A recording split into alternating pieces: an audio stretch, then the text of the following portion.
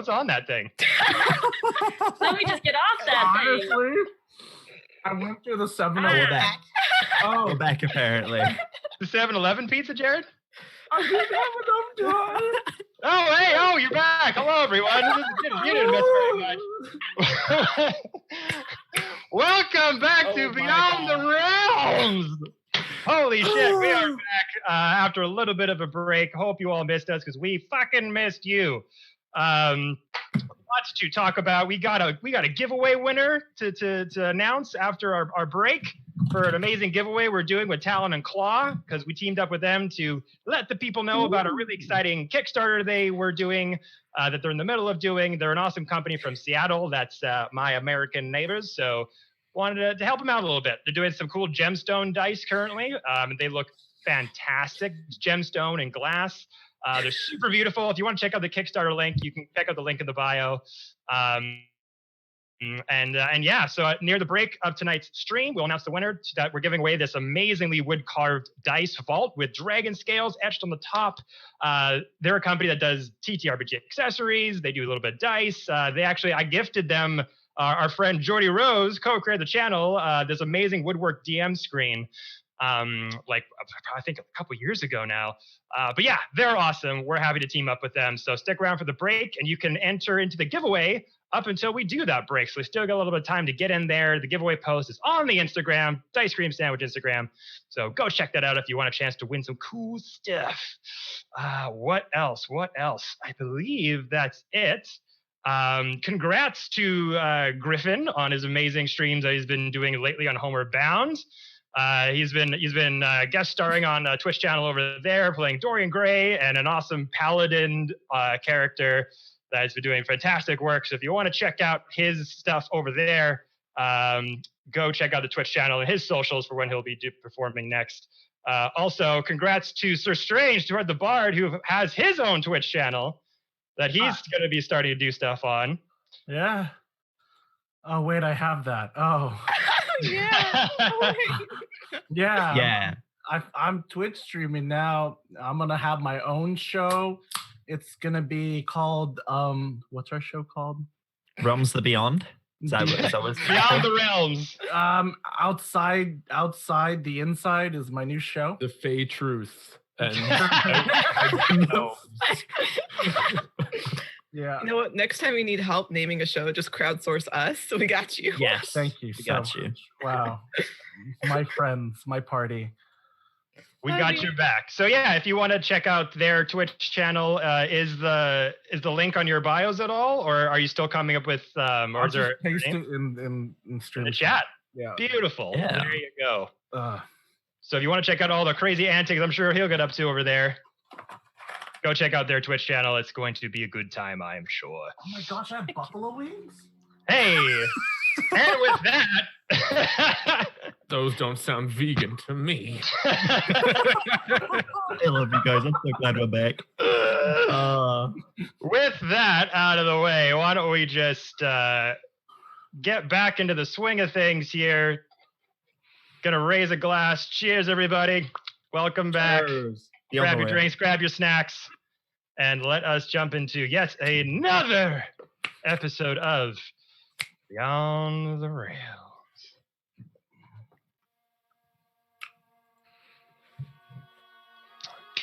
So, last we left off, the party now currently situated in the Golden Kingdom of Asgard, reunited with Odin, King of Asgard, and were kind of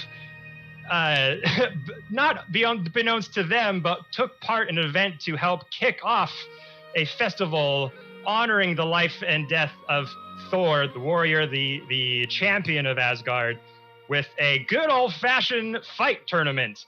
There were a lot of crazy antics that ensued, but the winner out of that event was, of course, your boy, Toon, the lovable Luxodon. Came out tight with an amazing combo of healing word spells and call lightning that gave him champion status in that tournament, awarding him a special, very special armor, light leather armor of spell resistance, giving him advantage on spell saving throws and the like. Coming out of that, You were also gifted a place to stay in Asgard, your own residence, finally, to call home, which used to belong to Thor, kind of a lakeside cottage of sorts, sort of near the city, more into the wildlands of Asgard itself. You one at a time went and met with Odin, having been given individual audience with him after succeeding in dethroning Ariel the Frost Maiden from her icy palace in Icewind Dale. A lot of you wanted to ask a lot of different things to your own sort of unique goals at this point in the story. We also had some crazy revelations, that of Tarek learning that he has a family, a father, a mother, and sister, and was reunited with said sister by the end of our session last week, invoking the dream spell to be able to communicate with Nakari. And after that whole experience went down, the rest of you were kind of getting settled, picking out rooms in the cottage, figuring out what your next couple days of events will be, as Thor's funeral will be taking place within a day's time, tomorrow night. But as you were kind of settled down, you witnessed Mr. Fiend leave the cottage on the lake deck there to a skiff that came and accompanied him to an unbeknownst location to you, as per his audience with Odin. Had a few questions to ask, none really that were particularly answered, but one in particular that Odin gave to you, as word had gotten to him that you were wanting to know more about the Skeleton Key Gang and its history, had suggested that you go and escort his guards to take the remaining shard of Ariel the Frost Maiden, to the Asgardian prison known as the Tree of Woe, this sort of cosmic, grand, huge oak tree floating above in space, above the continent of Asgard, that you kind of noticed when you were zooming in through the Bifrost when you first arrived in Asgard. And when we last left off, the skiff, this was around like 9-10 p.m. at night, the skiff came by the lakeside, stopped to pick up Fiend, and you watched as he sailed off. And this is where we are going to pick up our story today. So, we pick up with Mr. Fiend on a skiff, accompanied by 2 Asgardian guards, drifting through the series of waves and water on the lakeside. As you can just like kind of look down, wind is kind of coming through your face, ripples of the lake going from either side as the fins of the skiff kind of glides through the different sort of mountain and grass ranges around here. Then all of a sudden, as one of the guards kind of has a control panel at the front of this sort of longboat of sorts, mechanical longboat, suddenly shifts a couple gears, pulls on a lever, and the whole vehicle suddenly kips up. And all of a sudden you latch on the guardrail as this sudden jerk of gravity sort of starting to pull you down below. It goes and rockets out from the continent of Asgard. And you're starting to float, soaring further and further up as the land below you just becomes smaller and smaller into view. You can start to see the cottage sort of out in the distance over there. As you're getting further and further up, you can see sort of the city of Asgard getting smaller into view, noticing more of the grand scale of the wildlands outside of the city before you. Up and up and up you go. Guards kind of manning another sort of secondary control panel on the left, and you see this sort of very translucent, thin blue light of sorts go kind of covers the entire lifeboat in this sort of oval-like dome that comes around you. As you start to not necessarily leave the atmosphere of whatever this world sort of contains, but you're getting pretty damn close. You can kind of start to see the sort of circular horizon of sorts, kind of mimicking the starlight and moonlight all around you. And as you're kind of getting up closer and closer, that massive tree that starts coming into view, this enormous, large structure. And what looked like from a distance looked like a very thick sort of oak tree with many, many branches. The closer you get, you realize this thing is just larger than you could have ever imagined. Like 2 Empire State Buildings, like shoved together. Like it's enormous. And this is a very kind of odd feeling for you too, Fiend. You're just, apart from the Bifrost that just whizzes past you, the cosmos, the stars just all coming past you, you are just sort of slowly, gently gliding into this very life-changing experience, to be honest. Like you've witnessed a lot of crazy spells, you've witnessed a lot of amazing things happen, but this is one experience you haven't really ticked off the box yet. And you start to float closer and closer into a sort of landing dock of sorts as you see kind of multiple branches and wood-like structures that kind of come out of the main base of the oak tree and make these sort of landing pads of sorts. You can see multiple different Asgardian guards sort of wearing like similar adornments and armor of the ones you've seen previously, but with different colors, different color schemes adorned to them, kind of making you signify like this is a certain sect of guard with a very singular purpose. Okay. So the skiff kind of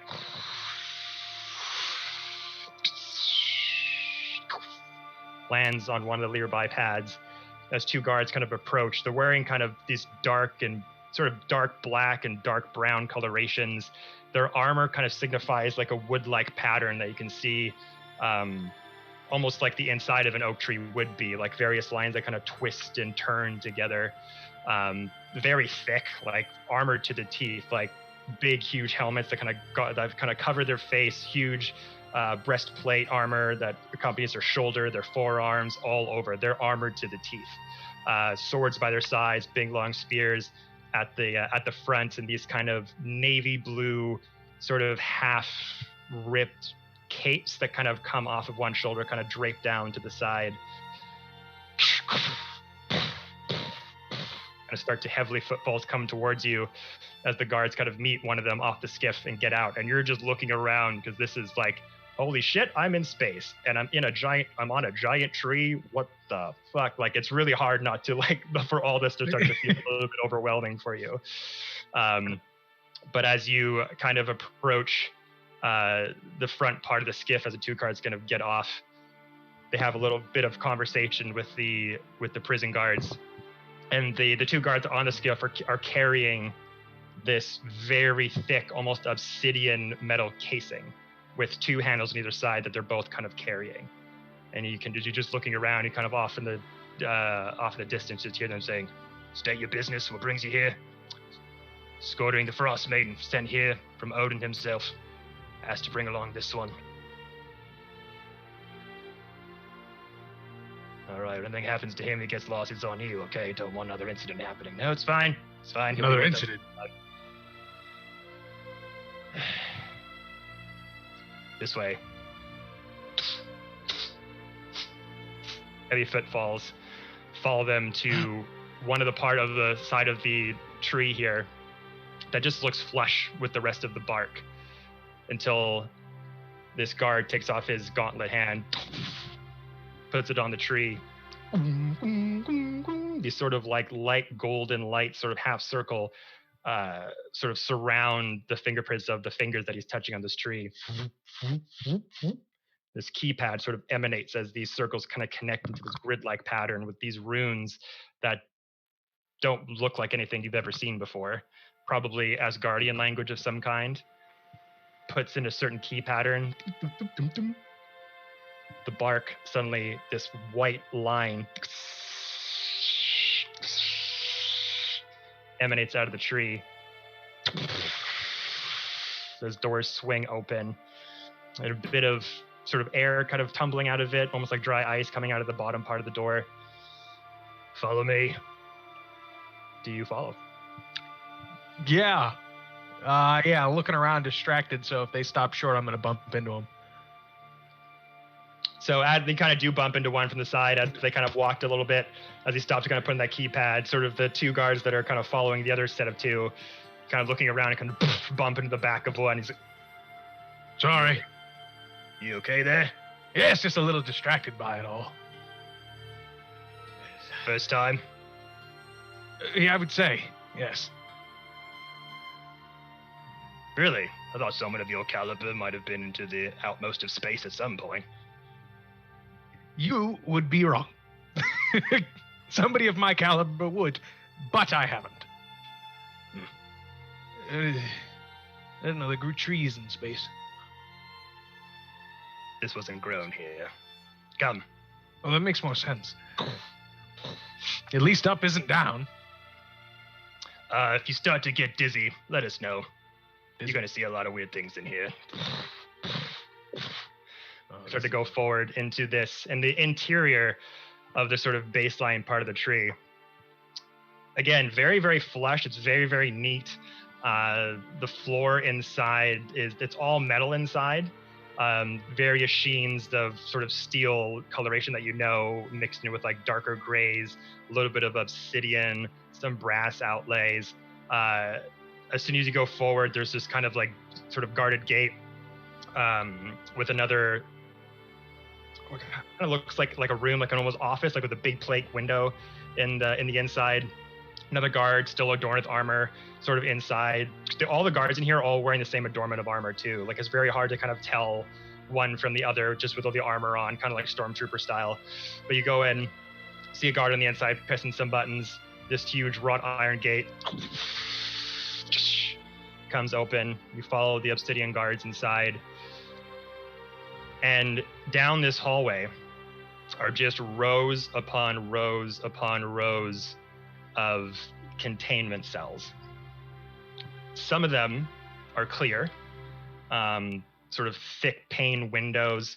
Some of them have sort of thick pane windows, multiple layers of bars, and some of them, the windows are obscured, kind of like you're looking at a foggy window or like a piece of glass that's been rubbed against the sand for too long. Like the vision it seems very intricately at some stations has been blurred, so you can't see inside, but you can make out the faint sort of shadow silhouette of various types of bodies.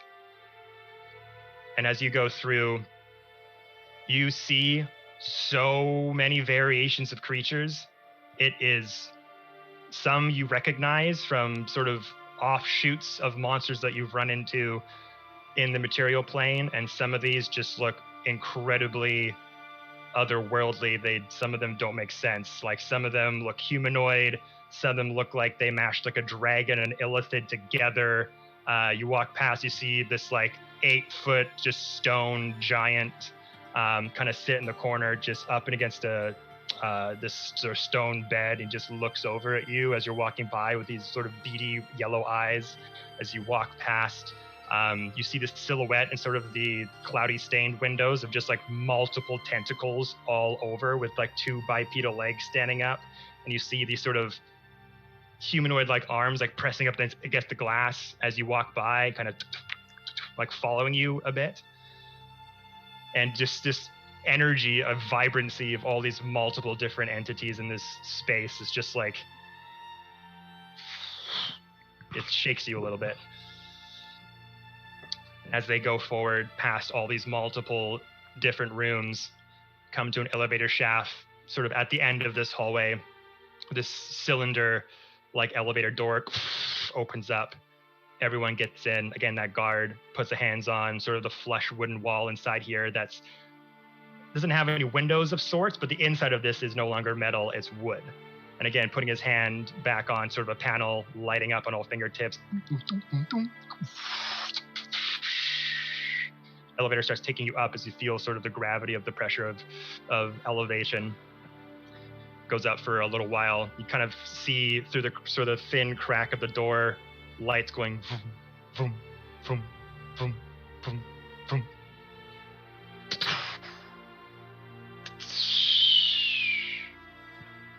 Just down here, boys. Down the end of that hallway over there. Secure the prisoner. I'll send you this one with you.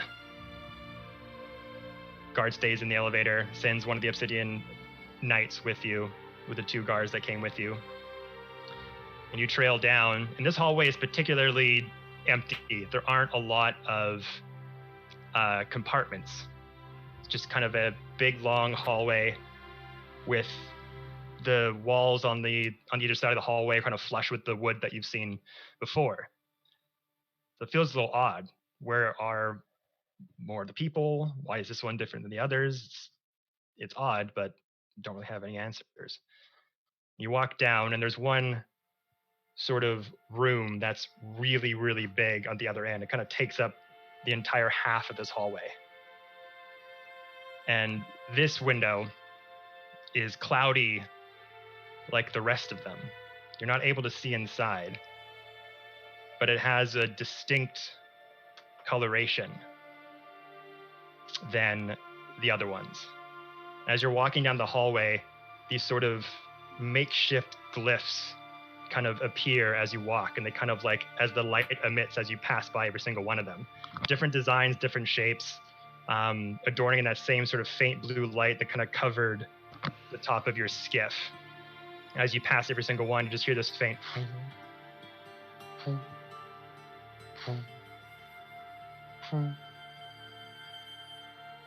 And then as this sort of on your right, all solid wall until you start to hit the start of this window, fogged up, can't look inside, but it has a different coloration than the rest.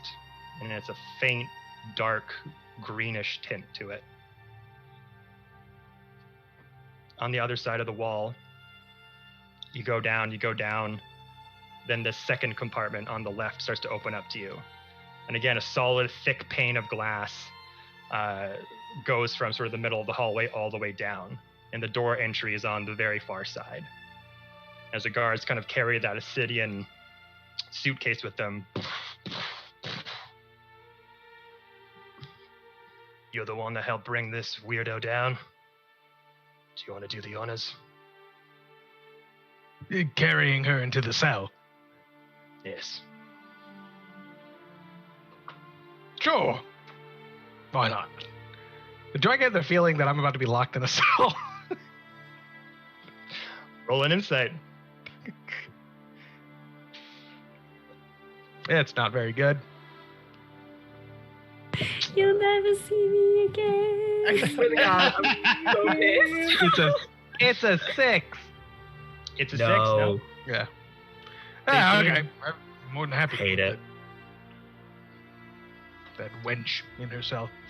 No. They seem pretty legit. They don't seem like they're doing anything untoward. They've taken you here. You are good with Odin, the Asgardians. You don't really have any reason to believe they would do anything sinister. Great. Give her here. All right. You're gonna need these. And they hand you some very particular sort of iron wrought gauntlets, also kind of covered in obsidian to cover your hands. Okay. One of them just looks up. Open the gate. 412. The runes on the side of the walls.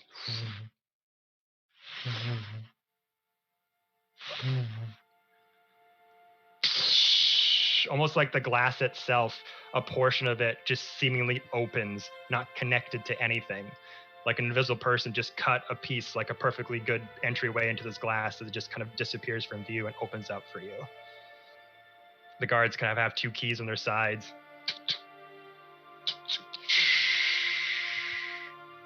Open it up.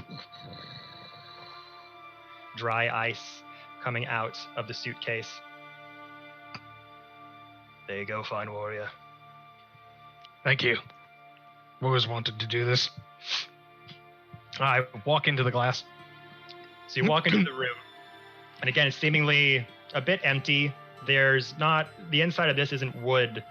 It's more of like a cobblestone all around the ground, the sides, and the back. The guards come in and accompany you. One puts a hand on one side of the wall, other one on the other side of the wall. Swipe down, and these entry points kind of open up in the cobblestone. So everyone in one square would be on either side, kind of,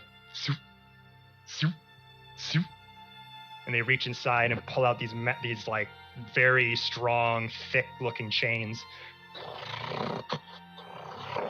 that all have these clamps on the other on the ends of them. Yeah, right there. Hold it there. And they kind of adorn these clamps, and as they get closer to the Shard of the Frostbane, they start to that sort of bluish energy becomes a bit sharper, crackling, almost like thunderous lightning energy, as the harness that they have this shard sort of wrapped in has little metal loops on 2 on the top and 2 on the bottom, as they take those clamps and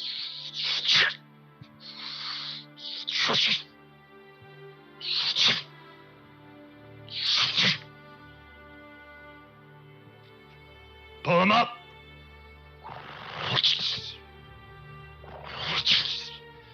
As the chains sort of get reeled in from either side and become taut and tight, hovering the shard of the frost maiden in the very center of the room. Dong.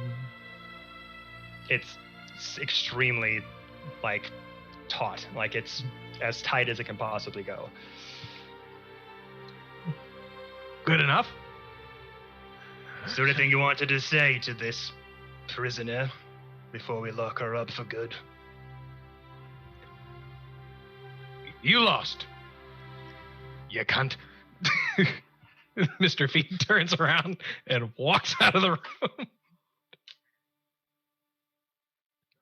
That's strange. But do you know what that word means? I've never heard that on Midgard before. That's strange. And they just like kind of muttering to Poor sweet themselves guards. as you kind of Don't worry, leave Steve's can't. as you kind of leave the room. And they seem to be doing a few more preparations, muttering some magical incantations, sort of on the wall and on the ground, sort of prepping this room with a familiar ritual you've seen before with glyph warding magic. They seem to be inscribing things on the ground, on the walls, and everything. So you kind of say that, and you're just like, say your piece, and like, fuck this bitch, whatever. Not very interested in what kind of follows, as you're just kind of doing your own thing, kind of thinking about what you talked with Odin before. Why are you here? Why were you brought to this place? This is just like, all right, I'm kind of ready to be back with my friends and hang out with Hathawin and the Chewingas. But as you kind of turn around, as their backs are kind of towards the door, that very cloudy, almost glass-like, like think of like a beer bottle glass that's very cloudy and hard to see. You suddenly see a silhouette shadowed on the other side of the glass. This is the green room. Mm-hmm. Jerry and Steven, who's in the green room?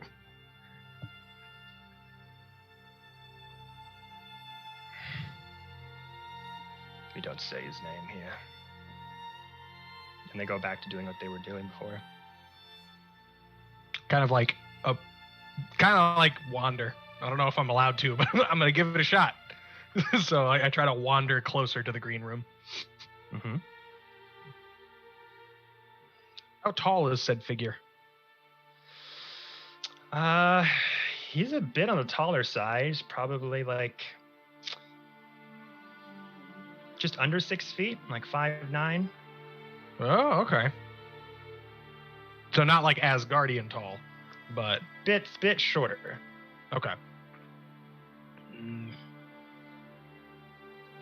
No name plate, nothing on Nope. Few runes at the top of the cell. Also kind of shimmering with that light blue energy. and it's a humanoid visage. A bit, yeah. The sort of the silhouette that you can make out is this long, flowing sort of hair, sort of robes that kind of tangle down a bit, very kind of shredded and loose, just kind of standing and looking. Hmm.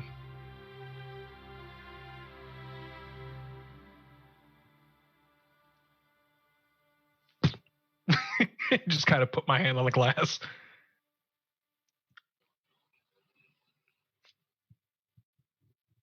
Puts his hand on the glass, points his finger on the wall. You can make out like a faint, almost like when someone breathes air on a window. Yeah. And draws a little insignia. He draws a circle and a very thin little oval circle in the middle.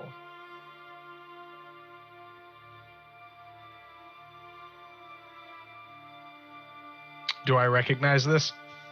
You do. It's Thieves' Cant. Oh shit! What does it say? Guards incompetent.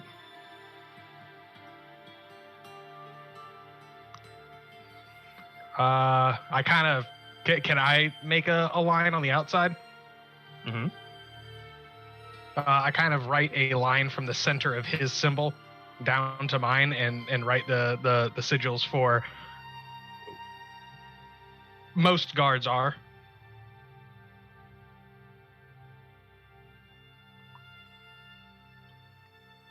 Puts the line next to yours. Circle. Line. Line. Which in Thieves' Cant is described as find work here.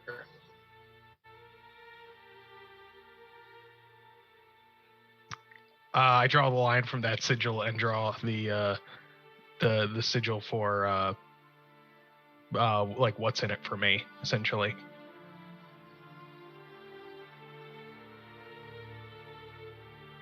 Circle line from that. Circle with a line through it. Line from that. A couple other symbols he attaches to it. First one, danger. Second one, magic user. Third one, ring.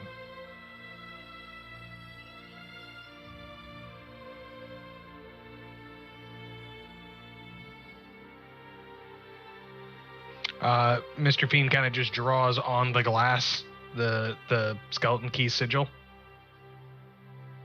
with kind of like a question mark. He puts his fist in that circle, and you hear a clunk scratch against the glass.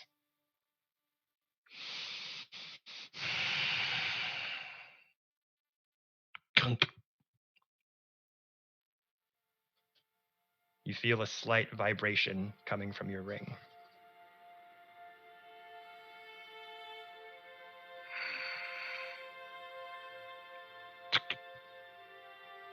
And you look up as the two eyes in your skeleton key ring are glowing a faint green energy. And through the glass, you see two little circles faintly glowing on the other side of the glass as well. And the outline imaging of the same ring you are wearing.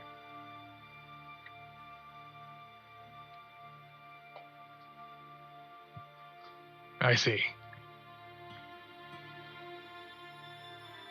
I just put my hand on the glass and wipe it clean. All the symbols that you put on suddenly gone. And you hear the two guards. All right, we're all finished in there. What does it take to be appointed god here? Appointed god here. You want to work for the Tree of Woe? It's just such an interesting place. I've never been in here as well. Do I get this the suspicion that that's what this entity wanted me to do, was get a job here, essentially? No idea. Kind of like incite the cant. Hard to insight the cant. It is just a symbol after all. The symbol can't give you any inkling into whether it's truthful or not. More like you know how like we have in English you could say male, male, and male. It's all the same, you know, like it kind of judging the intention behind the phrase. It's like find work here, meaning you can find work here, you need to find work here, or like they're looking for work here. Make an insight check. Okay. That is a 12. 12. Find work here. could mean find work here. That would, whatever this person inside is trying to tell you, could mean find work here, so maybe you can communicate more. Could mean this person is a source of work for you.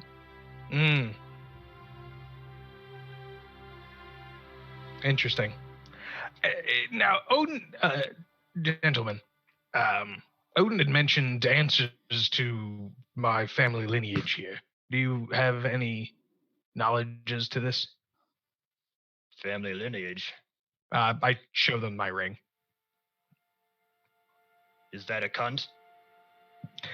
Yes, kind of.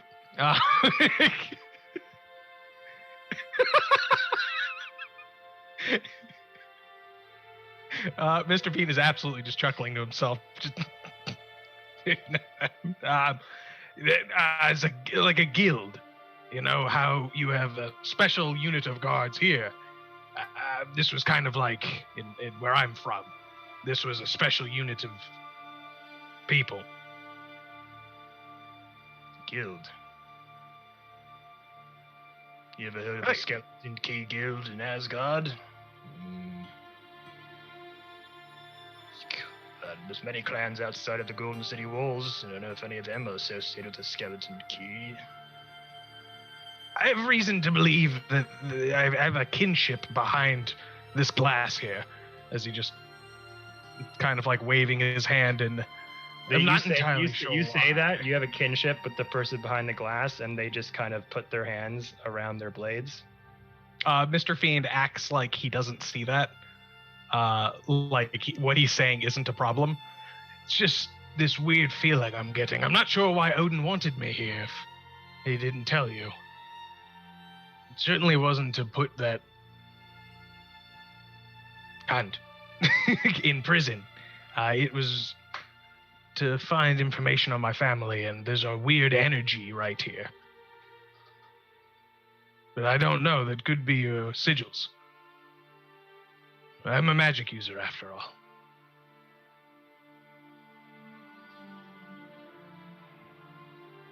So Odin said he wanted you to talk with him? Not in particular, just somebody that could give me information on the skeleton key. Is there a way to unfog this like some of the jail cells downstairs? They're there for your protection. Oh, so and you for cannot... our protection as well. If we were to unfog that glass, the amount of power that is on the other side of said glass needs to be properly prepared for before true sight can be given. Is there any way we could do said this? It was my one request from Odin for that prisoner. And it wasn't even a request, he just gifted it to me. Something tells me he wants me to see what's on the other side of this glass. Mr. Fiend is trying to use all of his persuasive ability. Make persuasion at advantage.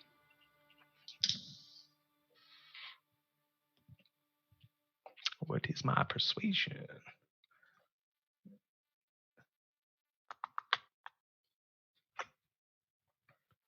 Persuasion. 5, so that is a 17. 17. I can't roll well.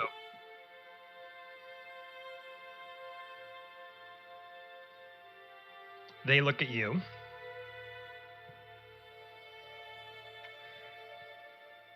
He did say, do what he asks.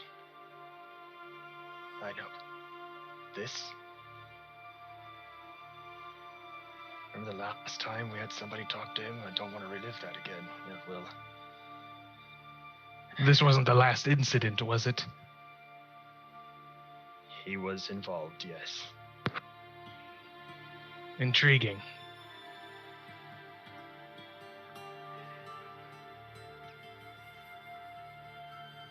Well, I suppose that we could go back and I can talk to Odin again and bother him trying to figure out some more information. It's okay. This is what he sent you for. We will follow his orders. Please, stand over here, please. and directs you sort of out of the way of the glass. The guards sort of walk to the other end of the hallway, put that hand up against the wood wall.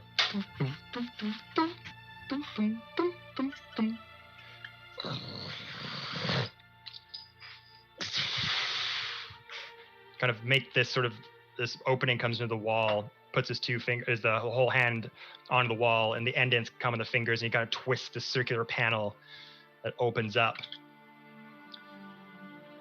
These 3-4 sets of goggles comes out of this compartment. Guards put them on. Also takes out sort of 3 to 4 of these small sort of obsidian canisters. Puts these plugs in their ears. You're gonna have to wear these. Ushers you over. But how would I hear him? It, if I can't hear. You'll be able to hear them. It'll be dulled down, but trust me, the magic infused in these will save your life. That's what I want. He just puts the earbuds in. These goggles as well. What? These goggles as well. Come on. Reach inside the compartment, and this brass muzzle with 2 leather straps come down that kind of cover a nose around the chin with a few sort of lines for air to get through. Sort of various wispy designs, runes on the sides of them kind of curl up past the cheekbone.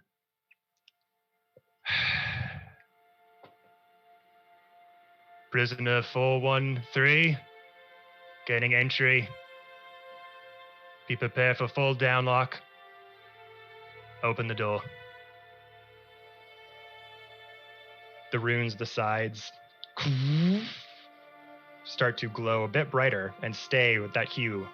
No longer kind of gently humming. They're just, all the glyphs on either side of the wall are just now lit up and solid.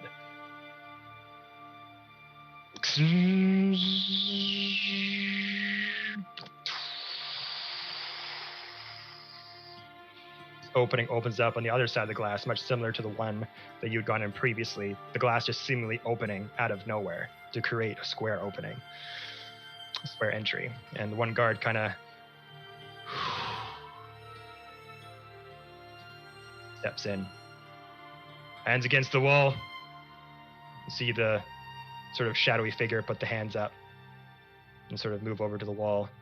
See the guard kind of approach as his shadowy figure accompanies him and puts on this strange metal-like muzzle around the head, clasping the leather straps.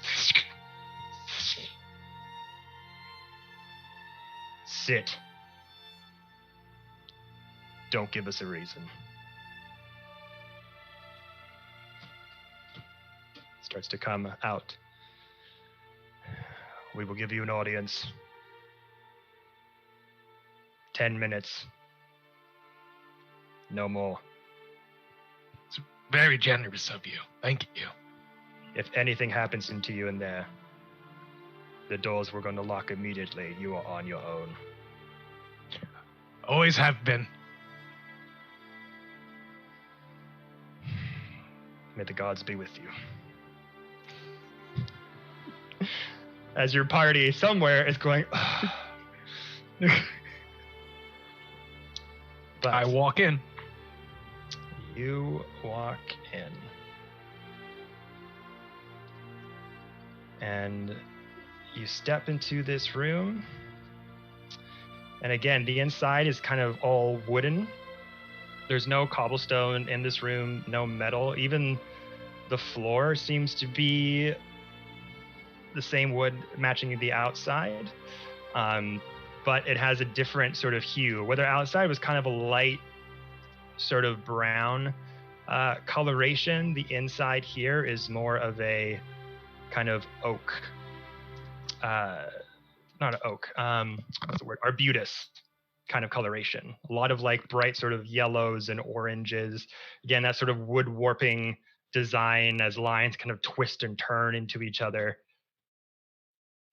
You step in and you see this figure sitting on a wooden chair. You see kind of a makeshift wooden bed to the corner, this sort of frame sort of shoved to the side with just like a little small pillow sheets. And sitting in front of you is this figure, kind of a pale skin,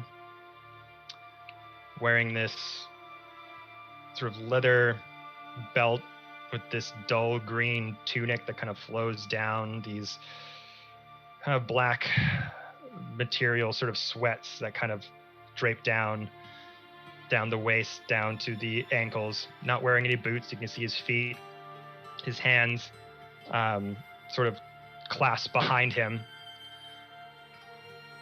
And he has this robe that kind of sort of clamps to the middle here, drapes down very long. It's a dark brown robe with these golden lines that are kind of adorning it all over, and very dark, sleek black hair that drape down all the way past the chest.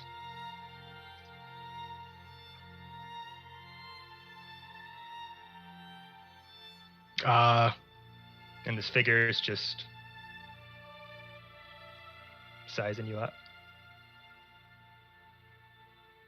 Mr. Fiend in Thieves' Cant. So, the hell? Ow. Which is, so who are you?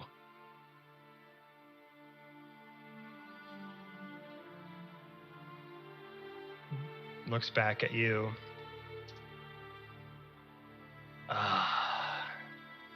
It's good to see another member of the clan come visit. And he said that also in Thieves' Cant. Another member? I've only known one. Are you... Do I get the idea that the Skeleton Key had a patron? It was never talked about. Who are you to us? As I, manipulate my ring on my finger.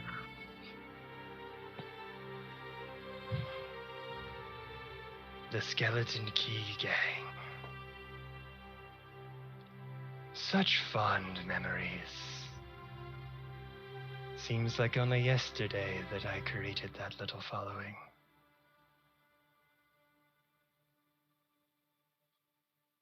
What did you say? The Skeleton Key Gang is mine. Created I've never... thousands of years ago.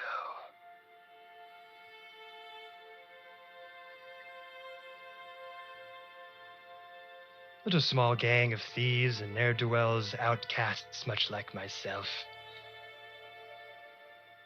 And help do various things for me in the material plane.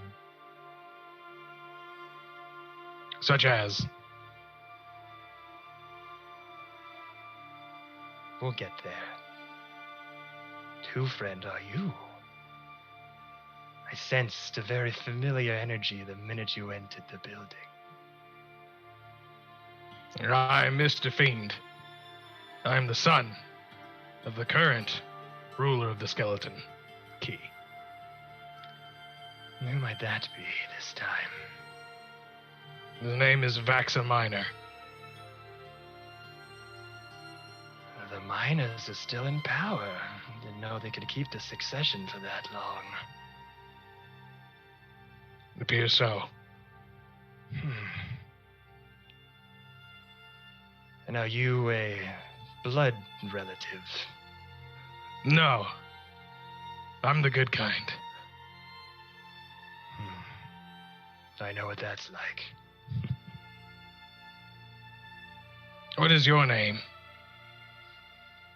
I've gone by many names. Serpents, lies. You may call me Loki. Does that ring familiar to Mr. Fiend? Make a history check.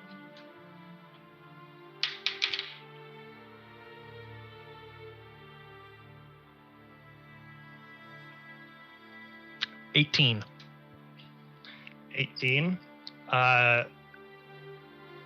There have been many different representations of various gods claiming to be the representation of deceit, trickery, thievery, lies, all that stuff. You might have heard the name in passing, almost like a folklore story. A bedtime boogeyman, but like nothing you've ever taken seriously. It certainly was never mentioned from Vexer Minor or anyone in your group. Never has been mentioned once.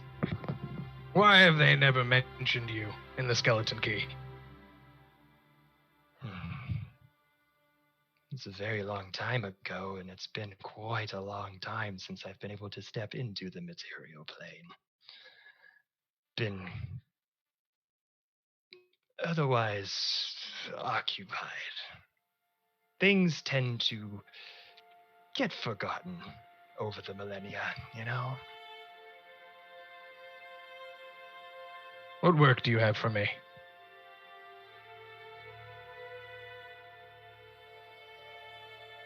What is it that you truly desire?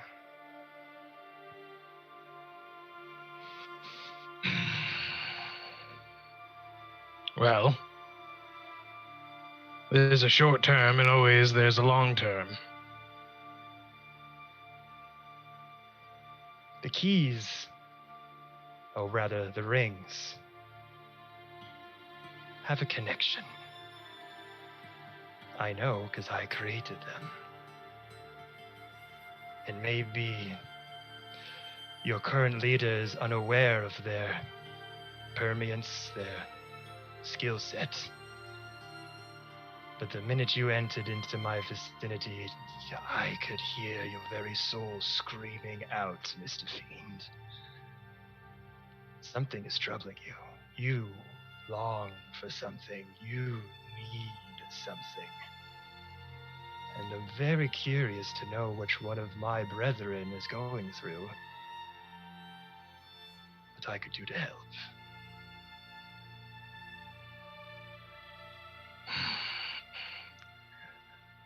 You hear the guard outside. 3 minutes! Yes, thank you, of course. I want to know what happened to my guild. Your guild. I want to know why they disappeared and why Vexer Minor is in a federal prison. Then I want to bring them to the highest point in glory you can get. I want to be a king. You just see him, his smile curls up from one ear to the other. Even through that mask, you can feel that energy permeating out. You and I have more common than I thought, brother. To be a king is a very lofty goal. You think you've got the stomach for such a task? King and title alone. God. Patron. I want to be the patron saint of all mischief.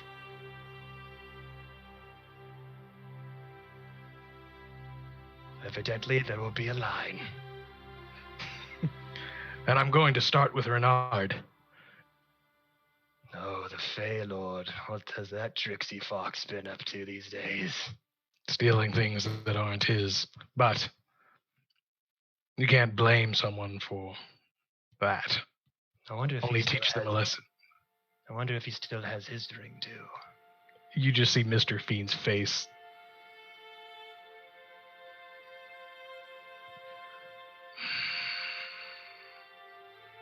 Oh, did I strike a nerve? That bastard wears a ring. One of the original members he was. Evidently, the line is a bit longer than I thought. Does that mean with your leader imprisoned, you are the natural successor? No, there's one more. My brother Victor. Curious. Then I'm guessing one of the many tasks you need is your leader freed. Yes.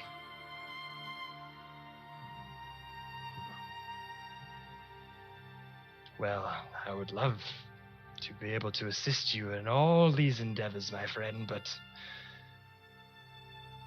a bit tied up at the moment.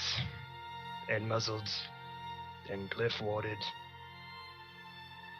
among other things. Where does Reynard call home? Give me this much. Reynard. Last I heard of him, he was living somewhere in the outskirts of the Autumn Courts and the Unseelie in the Feywild. Good. That's where I'll start.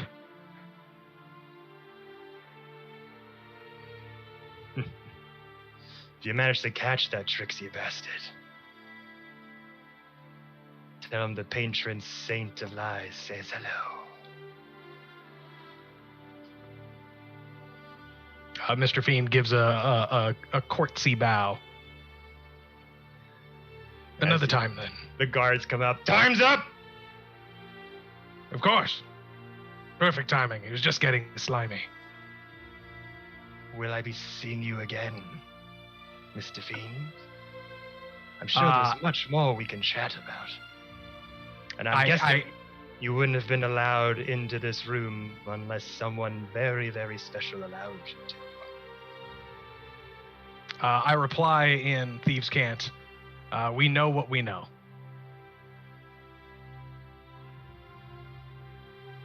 Evidently, it was not that much to begin with. He's replying to you in Thieves' Cant this entire time, so that anyone listening in would have not much of a clue. Yeah, I kind of figured that's kind of what we would do after a while. Mr. Fiend gives him the hand sign for see you later. He then responds in kind by giving you these 3 hand signals as he kind of twists his chair around. He's able to make his hand do this sign and this sign.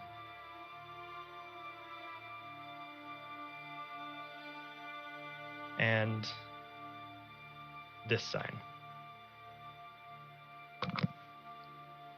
With the first sign, which are Thieves' Cant silent signals. First one stating, hold where you are. Third one, move on stealthily.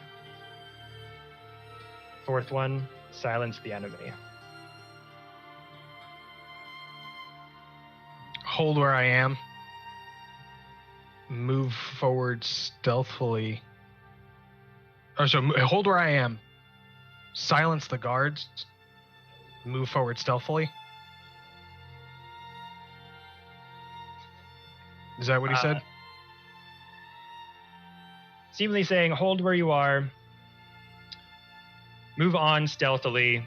Silence the enemy. Basically saying, keep around. Gotcha. Be aware. Be cautious. Anyone who's coming on to you, silence them. He kind of gets a wink or like a smirk from Mr. Fiend as he turns his head. Continues onward towards the outside of the room. Till we meet again, my friend. And as you step out of the room, that glass tint fogs up, that opening shuts. I take off the goggles. All done? Yes, thank you so much. Good. They kind of just snatch the items from your hand, the goggles and the earplugs, puts them back. Can't stand to be in another fucking room with that person. And they just scurrily just get out of there. home, I suppose. Hey, boys. And they're just kind of standing there, unsettled, a bit sickly. They don't look like they're comfortable at all. And it's just silence as you come back down the elevator towards that bottom floor, out to the landing platform, onto the skiff, back towards the lake house. Yes. And as this happens, we reverse back in time, right where the 5 of you watch Mr. Fiend get on this skiff and kind of sail off into the distance. What are the 5 of you up to? Well, first off, all of us are Playing a little Uno. hoarse. We're a little hoarse from mute screaming this entire time. Yeah. Yeah. I clipped us already. Like, there's already clips. I'd like to think that regardless of where we are at the time, that Fiend is like, I'm always by myself. Like, we're all separately doing our things. Stop, then go, what the? What is this feeling? And then go back to it. I feel like someone is talking bad of me behind my Who's talking back. mad shit about us. Somebody's looking Ramira, you're getting that feeling too? Yeah, Strange. it's super weird. Girl like pokes her head in. You guys got that feeling too. Who? It's like a who choke could on it my possibly spine. be? I mean, we all know people separately that would talk shit about us, but collectively, who could that possibly be? I don't. Yeah, Sugar bear. Oh, I've talked shit about all of you guys How all the time. bizarre. I'm nice about it. Yeah, but you do Thanks, that in front of us. Yeah, I was gonna say I think Farrell was trying to teach Tarek Uno, and that failed miserably, and she gave up. I don't understand why I'm picking up full. I told you. Okay, look. Why is this so hard? You just pick up the 4 cards. But why? Because like at that she throws the rest of the cards. I'm done. I'm done. I'm asking a simple question. Why am Ramira? It's Ramira. And you can just see her like lifting stuff in the background. Is this where I'm putting this tune? Yes, very well done. Make sure you gather a lot of soil near its roots. She has just one handful of soil that I can hold. Ah, not to fear. I will bring some from where you found it. And Toon and Ramira are like transpotting some juniper bushes in the garden outside, because if they're gonna be here for a while, Toon's gonna start making gin and moonshine. Nice. Strange just exits from the room. Where's Sugar Bear? Oh, actually, that is a good question. Very sugar bear. Did they even come with us? Don't think I've seen him since we had the audience with Odin. And Toon's perplexed. He's kind of like thinking back on it now. Where is he? Did Sugarbear get an audience with them? Maybe that's where he is right now. Maybe Odin gave him a name. Ha! He already has a name, Sugarbear. After that, it's just like Sugar Bear looks at the cards. Like, oh, we doing 52 pickup? You know what? Yes, we're playing 52 pickup. So Strange will just go to pick the cards. See, so at least Sir Strange knows how to pick up cards. Would it just One day be? I will understand this Uno game. One day. Would it just be me and you Toon out gardening, or would it be like would Julius Donna be there as well? It would just be you and me. Okay. Julius Donna is up wherever a room kind of tunes situate some of their things. She's just kind of in there resting for the minute. Okay. As I like am pushing dirt around and like trying to be helpful, but I'm like, I don't have big enough arms for this. She starts like picking up the things that she can pick up and move things around. Toon, can I ask you a question? As she's like shoving stuff around. You mean another one? Well, I've waited a whole day to ask you another one. He sees immediately that you didn't get his joke and speak freely, please. And as you're like, you wait, she's like, I mean, Fiend says sometimes I ask too many questions, but I think, how can you ask too many questions? There's so many things out there. And she starts putting things together and pushing things away. You miss your home. I do, quite dearly. But, well, I miss something that cannot exist as it used to. So, more than miss my home, I feel that I mourn it and its loss. What of you, Ramira? From what lands do you hail? What was it like? Well, and she kind of looks off to the water for a little bit and then kind of looks back to you. I feel like I'm kind of from all over, but Baldur's Gate is pretty much where I'm from. A couple different places, but the family I've stayed with the longest is there, and I saw them earlier when Fiend tried to ship us off. I keep telling him he can't get rid of us that easily, but he keeps trying. And then they saw me, and then I had to call them, and now I do kind of miss them. I had kind of pushed it out of my head for a while, but now I almost feel like I want to go back. Well, you have been taking very heroic actions to ensure the safety of all who wish to live on the material plane. So, in many ways, you are connected to your home, and you always have been. I'm glad that you got to see them again, though. That must have been most pleasant.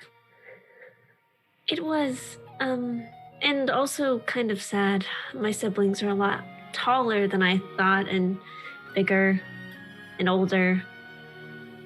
It's weird.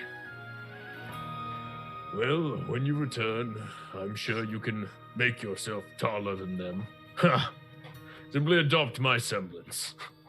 And he chuckles, and he, pats you on the back. And he's... You saw your home. I saw mine. I cannot help but wonder where our friend Mance would have gone. Or Feral, for that matter. That is curious. I know I shouldn't have been listening, but I overheard Tarek say something about seeing his family. Yes, I feel as if he has been walking around with a stone in his heart ever since that time. Something weighs on the feelings of that man. Perhaps Yes. one of your talks.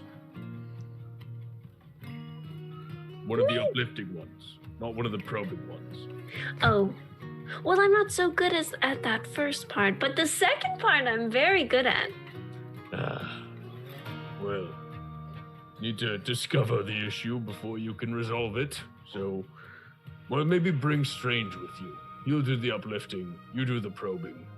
I'm sure you'll get there. That is true. Strange is quite good at uplifting people. She's gonna kind of hold on to your arm for a second, dirt and all, and hold on. You know something, and she looks up at you. You What is make it? living away from home a little less lonely. Huh. I am glad to be of service in this. You are a fascinating one, Ramira. You say you come from all over, and it's reflected in your semblance. You're so multifaceted, like a shining jewel. I'm happy to have you near me. Then he ruffles your hair a little bit with his trunk. Yeah, this garden's not gonna make itself. Funny enough, they do in climates so fair as this, but perhaps not with what we wish. With ragweed, dandelions. And though they are delicious, it's juniper that I desire. And he gets back to transpotting the bush. Same. She goes back to moving stuff around. Is this before or after Tarek's conversation with Nakari? Before. This is I before, believe. correct? Yeah, this is straight after. I think. This is before. Okay, cool. I just Mhm. want clarification on that. Yeah. Thank you. Okay. Mm, Is there anything I'm else? gonna put my anyone hands want? out for all the cards that Sir Strange has picked up. I'll put the Uno away. He's just struggling because he still has armored gauntlets. He's like, fuck. Why are you all so bad at this? Strange, let me help. Just Tarek will kind of help him pick up the cards. I thought this would be easy. I thought this would be an easy game. We're just gonna play Go Fish next time. I'm gonna take all the cards, put them away. God. Wait, so Farrell takes the cards. Mhm. Strange twists their head slightly, looking at their hands for a moment. Then looks back at Tarek. So, what's on your mind? I instantly walk out of the room with the cards. I'm like, no. You're on your own for that question. She was like, okay, got my cards. I'm gonna go.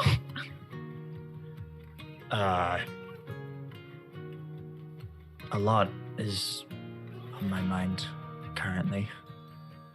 Well, which one seems more meaningful at this time? Not with this, but with this. Not my boob, the heart. The diamond you placed in my chest. That Yeah, that one. doesn't really feel anything. In fact, I don't really feel it. It's Well, a strange experience. Still, thank you. I will replace it. no. It's quite fine. I mean, you're worth more than just a diamond. Your friendship is valuable. You're valuable. Your insight is valuable. And sometimes, don't tell anyone, I like picking people's mind. Not because I'm trying to fill in blank conversations and spaces, just because I'm genuinely interested. And you look like you've got a lot going on. And if you ever want to talk about it, I'm here for now. Don't know for how long, but we'll see. Well, I hope you stick around. And, well, whilst there is a lot on my mind, there are a lot of questions that I fear, that I feel I will get answers to by morning. You got blank spaces too. Blank spaces? Yeah. Well, for me, I call them brain farts. When I try and think about something, whether it be the past or anything that I could have thought about maybe a long time ago, missing, blank, it's gone, like it never happened. Well, Parts of missing. I know. Parts of your memories? I think it's blunt force trauma, honestly. Well, I am missing many of my memories from my younger years. The first memory I have is from when I first met my first patron. He took those memories. Oh. Wow. From that moment on, I was his tool, his weapon. Nothing more. I was robbed of my past, but I'm determined to get it back. And today I think I saw a glimpse of that, something I've been searching for a long time. I might be able to get some answers. It kind of produces the feather that Odin had given him. I have spells that I can use, and with this, Odin gave this to me, I should be able to reach who I saw earlier today. Ask them questions. Well, hopefully you get closure. I mean, I think it's all we can really want. And as long as you feel good about it, that's all that really matters. I'm sorry that happened to you, but I'd imagine you're not a weapon. You're not a tool anymore. You know what you are? My friend. See, I'm not going to go anywhere. I think the Frostbreakers are kind of rubbing off on me. You guys are very hard to get rid of. I think we showed the Frostmaiden that. Seems so. Well,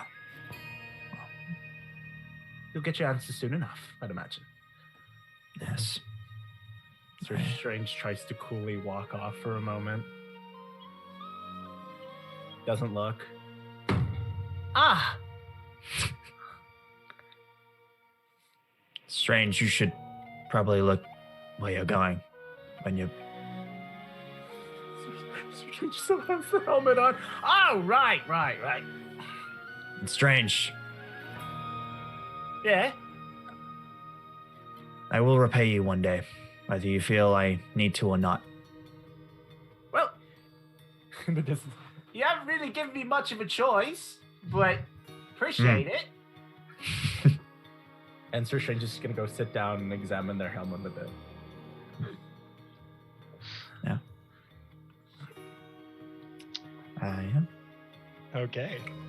So anyone else have anything they want to do before night falls? Or before night continues into day?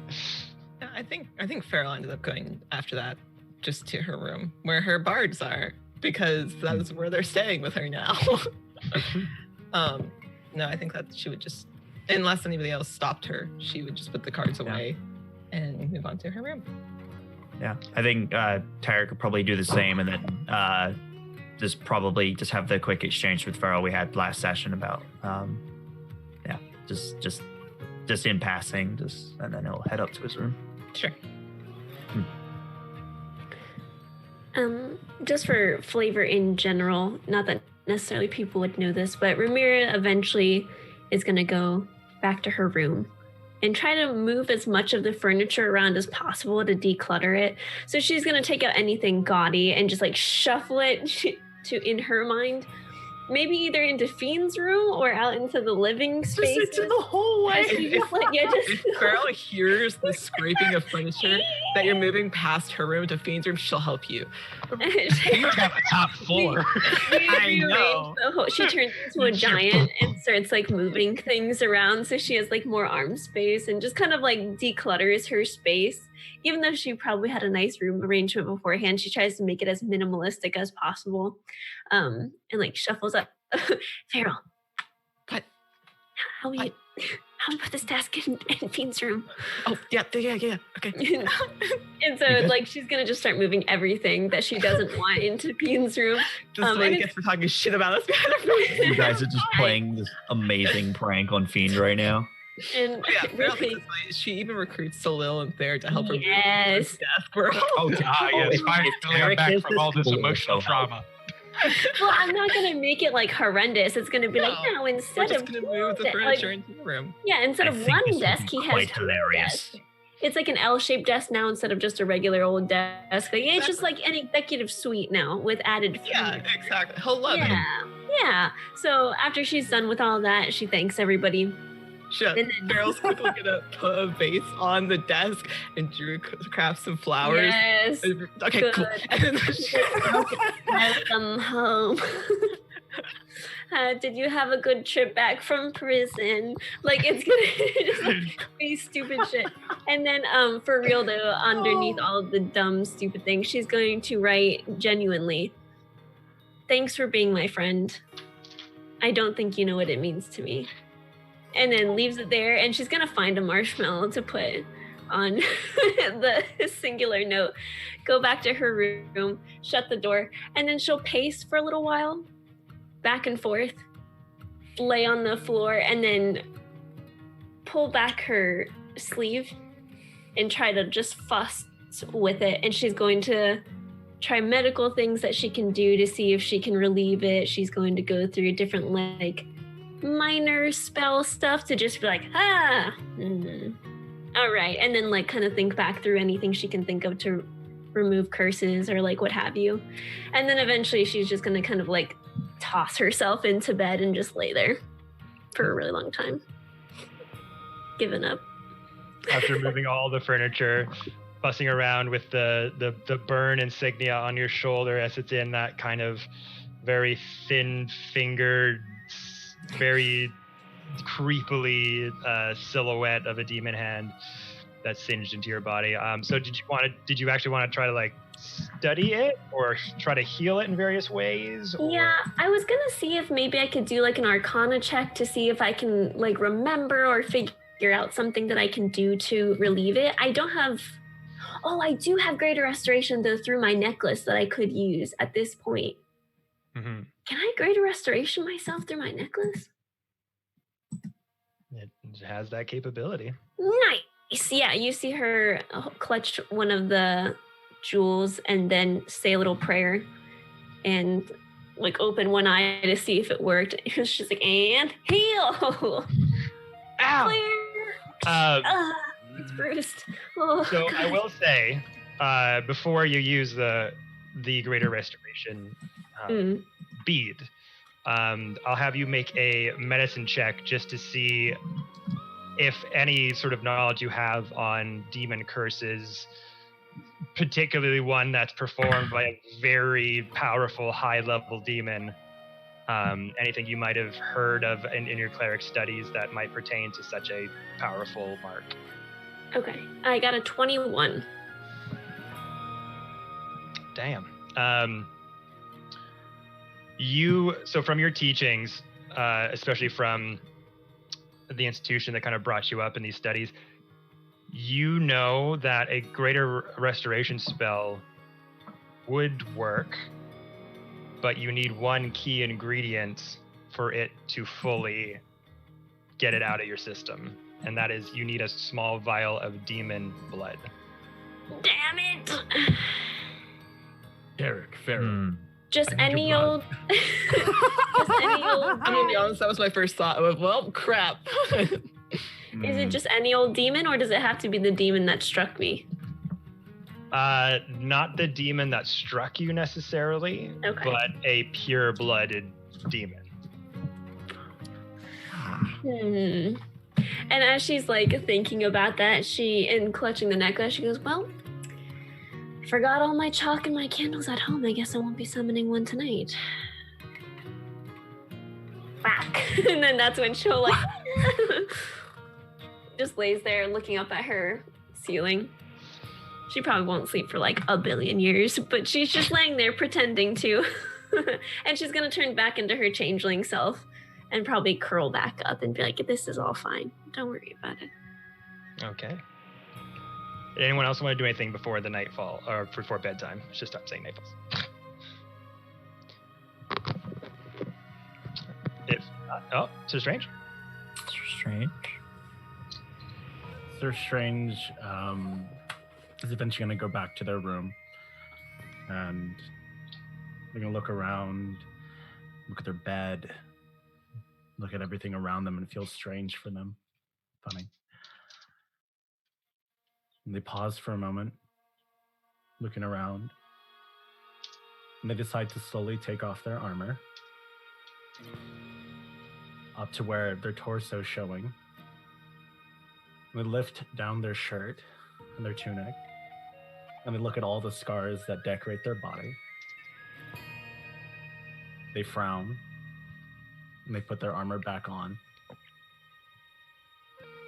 And they just not stay on their bed.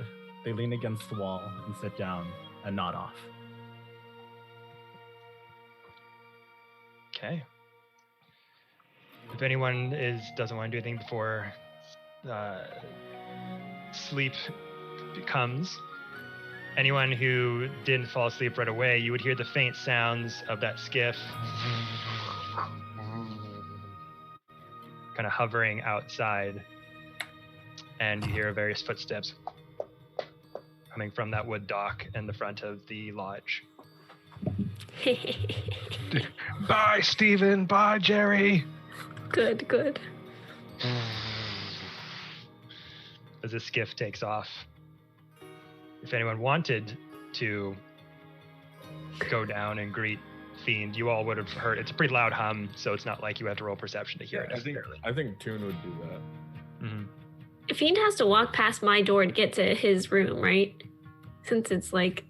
Yeah, there's kind of like stairs that kind of go up to one level, and it's kind of like a snake sort of thing. You go up one side, you got to go across the room to go to the other set of stairs, and vice versa. Joke's on you. I'm not even in the house. Toon just. Woo. I was sleeping by the dock Oh, in the form of an otter. Because that would be fun as heck. just an otter with a couple little tusks. Like, oh, hey, little. Oh, Ah! It's an otter with 2 tusks and a big trunk. yeah. One of the acceptable weasels. Oh no, Otters. Toon. What did you do?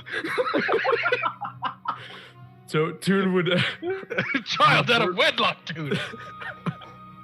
he reverts back from his otter form to his full size mammoth and sees Mance, and he gives you a smile, and he's glad to see that you're all in one piece. And he's, "Ha, Mance, I take it you didn't drop that stone anywhere in the water on your way to that prison." No, we managed to get it there in one piece. Good. Does it seem secure? Very much so. I would even say a little overboard. I expected a vault. Maybe where you just put things, but it got its own cell. Peculiar. Seems like Interesting a indeed, cage yes. within a cage. Right. That gem in the first place. Cageception, even. Well, I'm glad you're back. We did not have to attempt some daring rescue. Yes. Interesting things to explain to you all in the morning, but it can wait. Very well. Get some rest, my friend. I And he certainly puts a will. hand on your shoulder, and then he's gonna just sort of fall back and turn into an otter, and then go back, swim in the water a little bit, pop out, take a nap. I say nap, sleep through the night. Anyways, Fiend just walks into a shadow and walks out of a shadow in his bedroom. Dang it, you've thwarted me Damn this it. time. How dare you? That's a bonus action. Aha! Level 14. That's fine. You still have some new furniture. Just walks in. What the fuck? Just from Tarek's room, you just hear counterspell. It's not a spell. Damn it! A bit an audible. Damn it. He just tries to lock Almost on like in his sleep. I left Yep. some very nice flowers in your room. They look great. And I left a great note and a single marshmallow. Thank you very much. He sees the ant-ridden marshmallow because it was left No. next to his open window. And just, well, that's The not that Chewingos nice. probably would have eaten it, to be fair. Ah, if you're gonna pull a real prank, just throw the Chewingas in a bedroom and lock them in there for a couple hours. They'll have a whole new room. Yeah, he reads the note and just, it was a lovely sentiment. It is a bit stuffy in here now. It's the tomorrow problem. And you see off to your right, for all the discarded pieces of furniture and tables and things now, like doubling into your vicinity. You see Hathaway kind of curled up on like an armchair, asleep. A few of the Chewingas are, it's weird. They've like the table that she brought in. They like chewed holes like through the wood, but like their butts are sitting in the hole, kind of like a donut. They're just like asleep. Just, wasn't that adorable? All right then.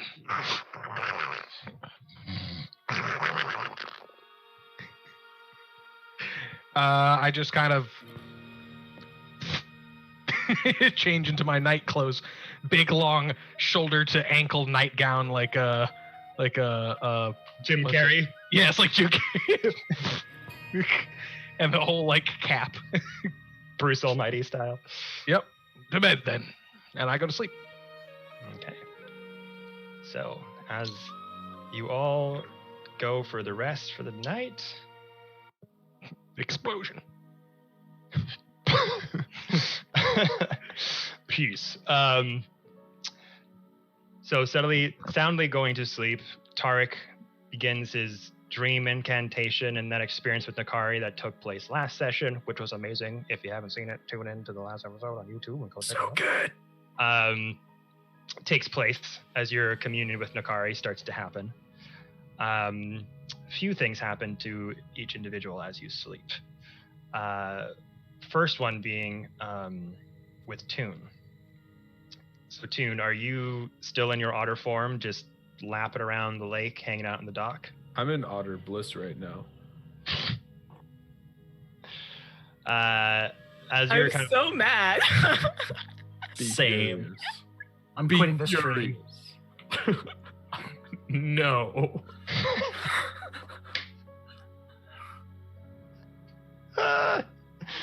As you're in your otter form, blissfully flapping around in the lake water, the moonlight now kind of hitting the surface of the water, clearly kind of lighting up the area around you.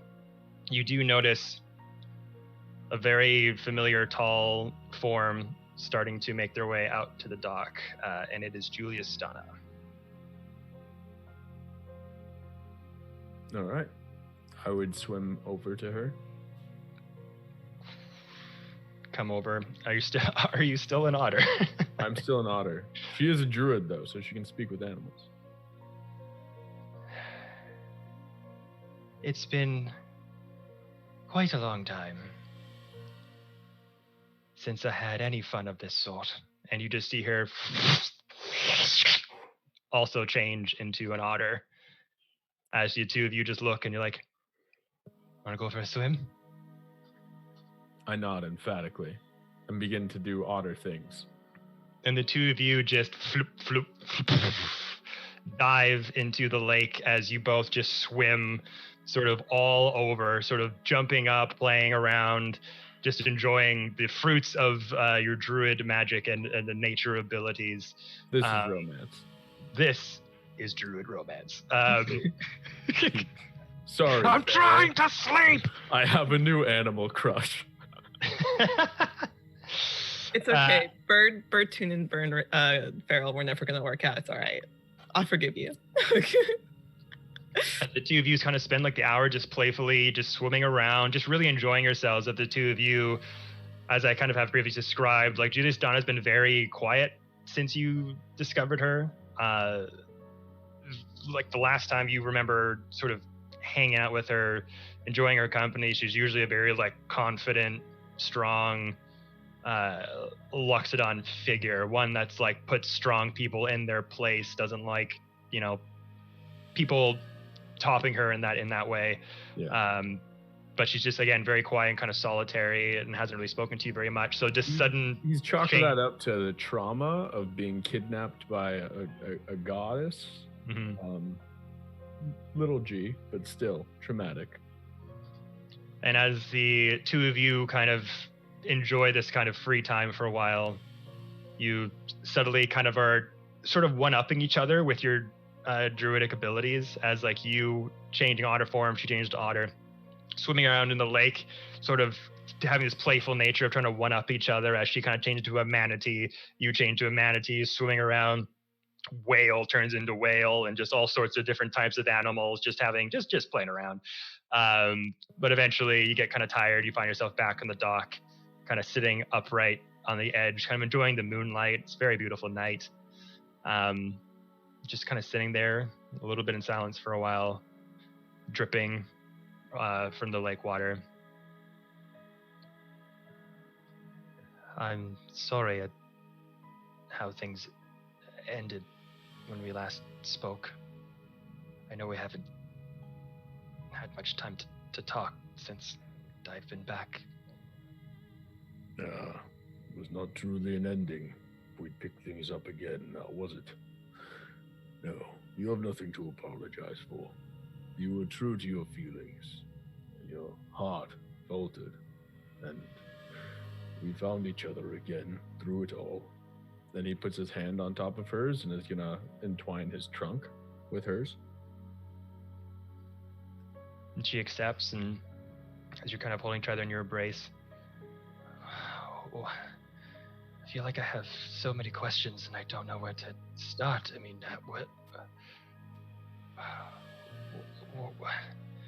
where have you been? What have you been up to all this time? Who are you? I mean, I feel like maybe you're not the same Toon that I know, but... I'm not. No. You left that Toon, and Well, I saw no use in waiting around for you to perhaps pick up where we left off. I knew I had to go out into the world, become something better, something worthy of your admiration. And so I sought and I strove to do great things, and I met great people along the way. And through it all, I think I've made something more of myself. Something I hope you may come to admire. And what will I become? What is my Whatever you desire. purpose now? I feel like I've been given a second chance, and I can't seem to find the words. Julius, as much as I love you, I cannot tell you what your purpose is. That secret lies deep within your heart. And she looks down, a little bit distressed. I still hear them, you know. Who do you hear? The past heralds. Voices of our ancestors, you mean? No. The other poor souls locked in that vessel. Ah, The spirits the Frost Maiden locked away. I could hear all of them while I was inside that monstrosity.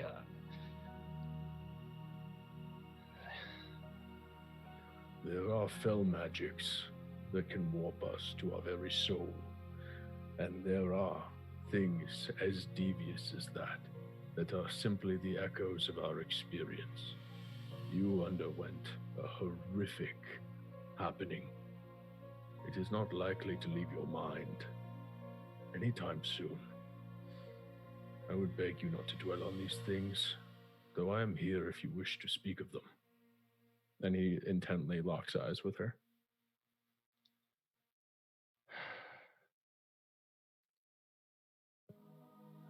What will our people even think if I return? Will they accept me? They shall, of course. You know them. They're so stubborn in their ways, their dedication to the natural order of things, the ways of nature. I died, Toon. I passed on, and I was not brought. People aren't supposed to come back in the way that I did. Winter kills many things that return come spring. That is the way of the world. No, our people are stubborn, but you are the most stubborn of any of them. Surely, you can be headstrong enough to get your way back into their midst. You'll win them over once more. They will need a wise mind there to prevail. For I fear, though eager I was to return to them, my path is with, and he looks over to the house, others who want to embark on great dangers. And I may not return, but I am heartened to know that I leave our people and our legacy in your hands.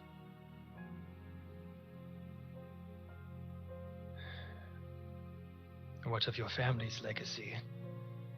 The tribe, the clan? Will you take up that role if need be? I would lead them to the best of my ability. If such a time were to come that I had leave to join them again. But there are grave threats that darken the horizon. They must be seen to. The safety of my friends, it must be seen to. And I have made effort to have our people brought to Asgard, to see them sheltered here from the coming storm. And I want you to be sheltered here with them. For the perils that I will delve into are too great, and it would destroy me to bring you into those when you need not go.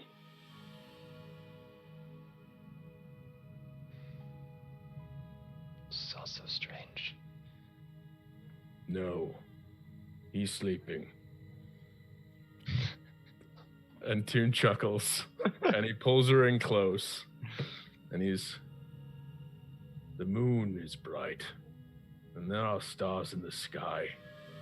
We may be in a time of darkness, but look to them.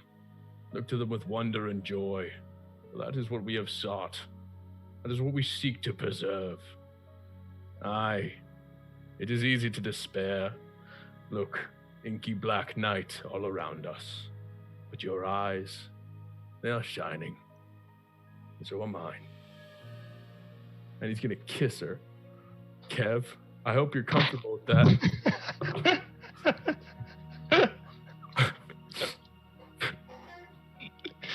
Oh my god, I was not ready for that.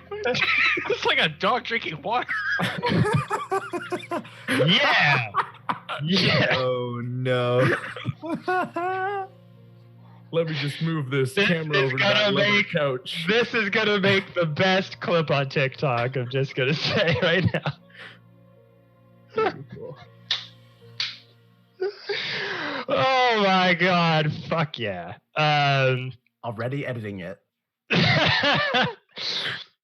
And with that, the two of you embrace in the moonlight with this Yeah, we beautiful, gorgeous scenery all around Fade you. to black. This is a kid's show. There are certain things we can only hint at. This is Fable 3. Oh no. Is that And- your trunk? No. Oh no. Whatever you do, don't turn into praying mantis. The two of you transform. Ah, The two of you- John! Okay. Oh no. The two of you transform into bats and just flutter to a nearby tree, and then the branches just rustle back and forth.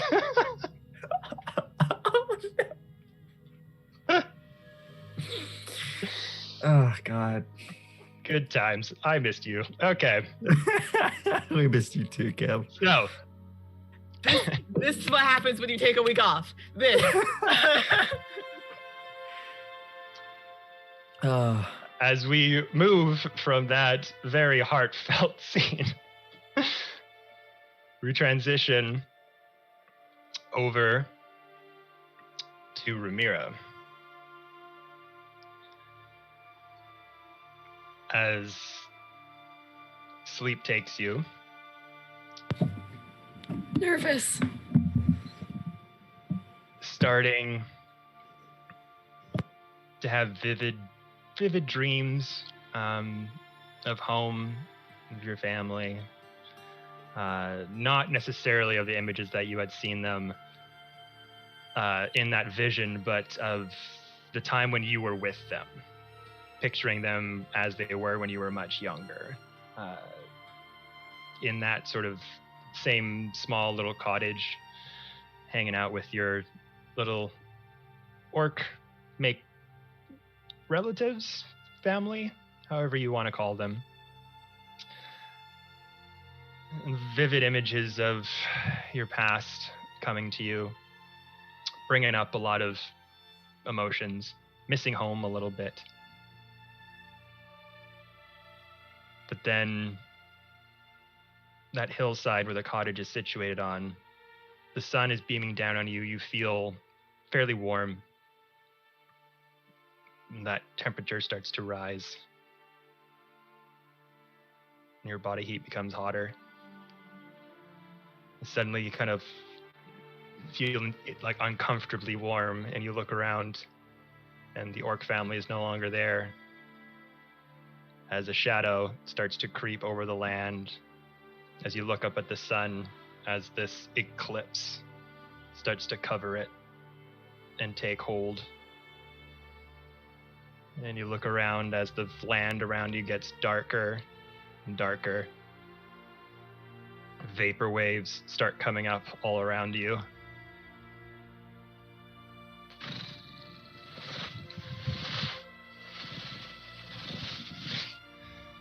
As flames start to engulf the forest tree line, and the clouds in blue that were once there start to become sort of a yellow-orange hue and the flowers and grass around you start to wilt and become brown and dark in coloration. And you look around, start to take a couple steps back. I see you. And this yellowish hand just grabs your shoulder where that scar is, and you instantly wake up in a cold sweat. You look over to your scar, and its red coloration is intensifying. It stings. It's painful.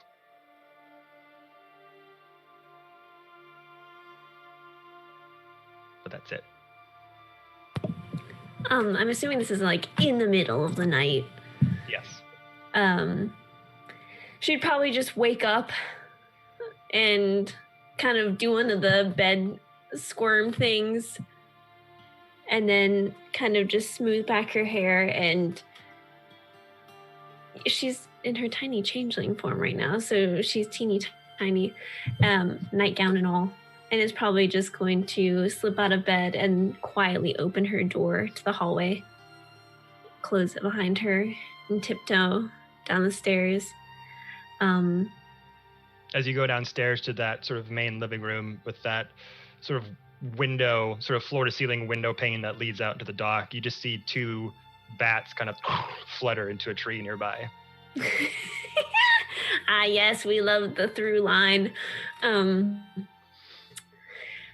she's gonna probably just like make a cup of tea or try to finagle around and try to find something. And if not, she could probably harvest from whatever's nearby to make tea and just make a cup and spend a really long time pacing just in a circle over and over and over again. Or like, I don't know if you guys have ever seen that where like kids will walk in a circle like around the table while they have something like doing whatever, but she's just gonna pace and like make a circuit around the living room and keep going back and forth.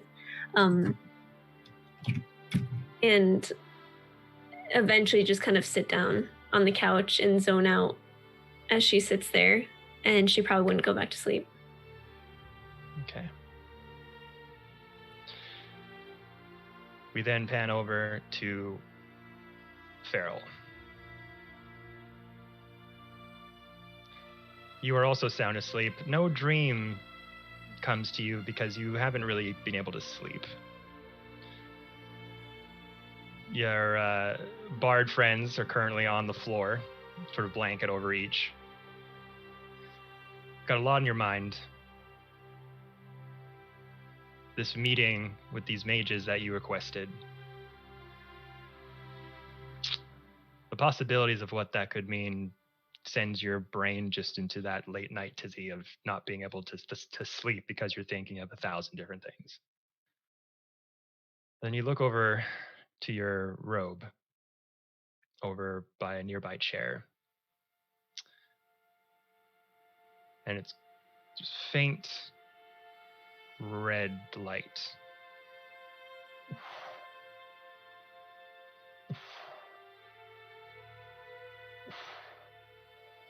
Is kind of glowing out of it. Yeah, I'll get up. Tiptoe over carefully, not to wake up the two guards so they're sound asleep. And you reach into the robe, pick up that ornate dagger that Salil had given you. With that curved blade, handle wrapped in that sort of gold, silver tapestry, with that shining red ruby kind of attached to the hilt. Kind of take it out of the pocket, and that glow is coming from the ruby.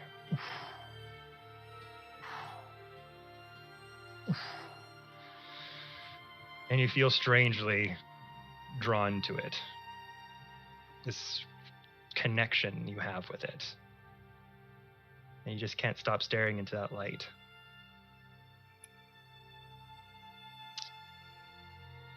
And then you hear a very, very subtle voice enter into your mind. Hunger.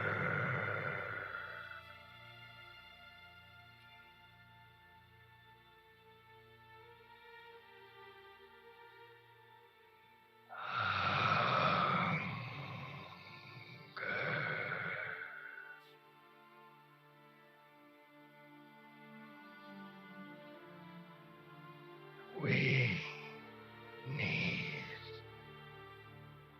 life.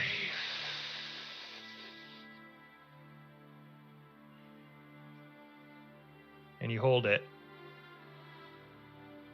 Your head starts turning over to the two bards beside you.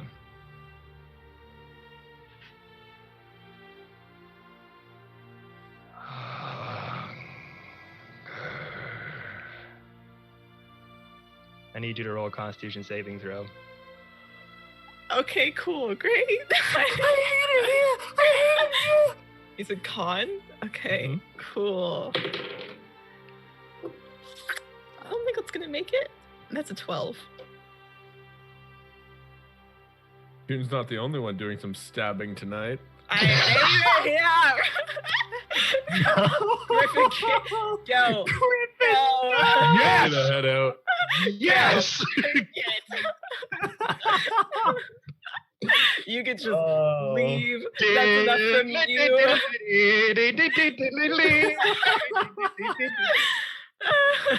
Oh, That's all the time we have for Beyond the Realm. That's all we got. Gotta go. God. Yeah, that is a 12. We need life. A foot of yours steps forward. The next one steps forward. Start walking towards the Lil. 1 foot after the other. Take out the knife.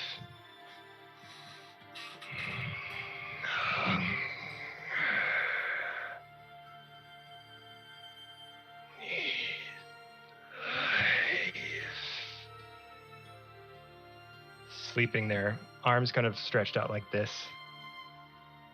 Your hand shaking.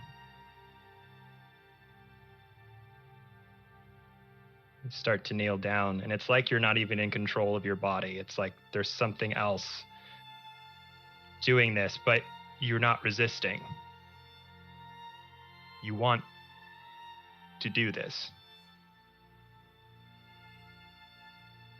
This euphoria takes over as this battle of wills is kind of going on, but after a time, you no longer resist. And you kneel down and you're getting very close to him, soundly asleep.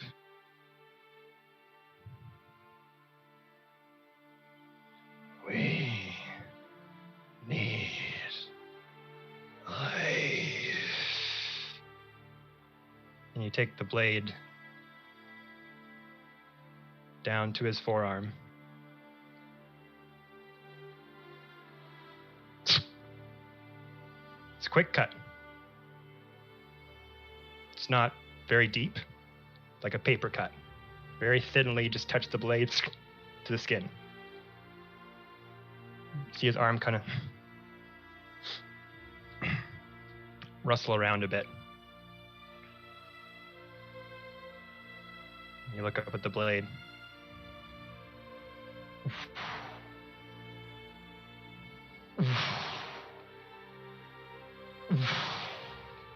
And that reddish hue glows brighter and brighter.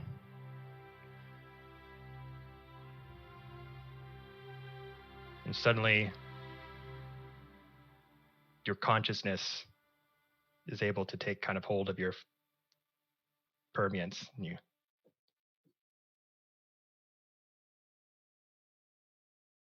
step up,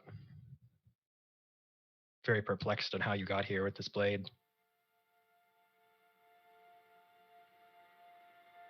Just rush back to your robe and put it back in there. And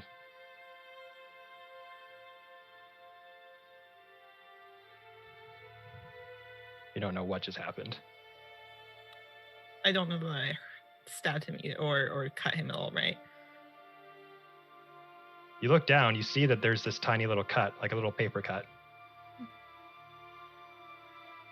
Kind of think to myself, but you don't know how it got there. that's weird. quickly offer up a healing word. Kind of flick it in his direction. Seals up.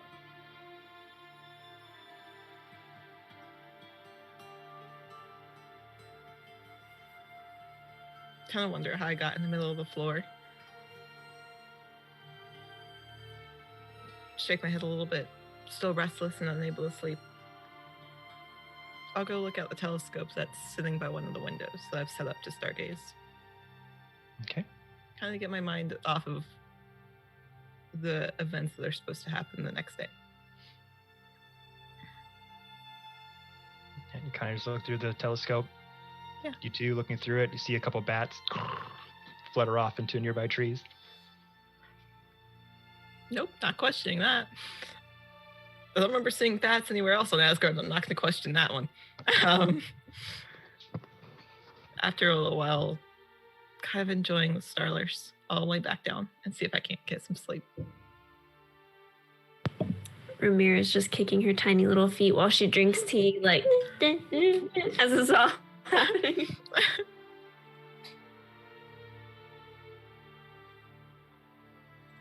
So yeah, you try to go back to sleep. Yeah. And you are out like a light. It's like you ran like a 5K run. You're exhausted.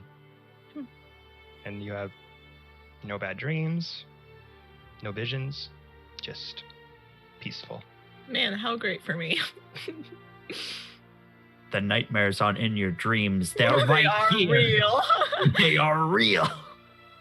I'll just go back to sleep.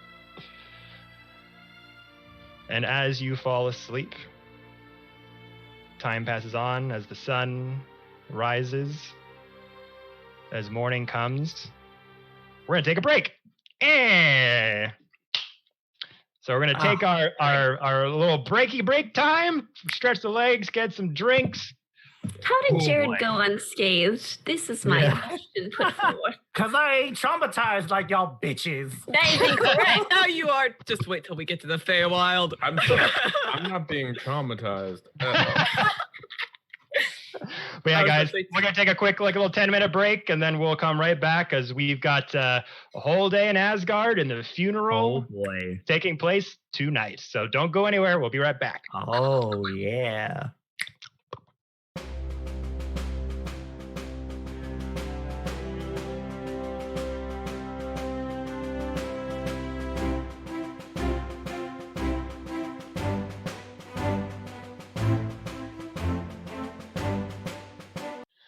Hello, everybody. We are back. Thank you for letting us take our quick little break there.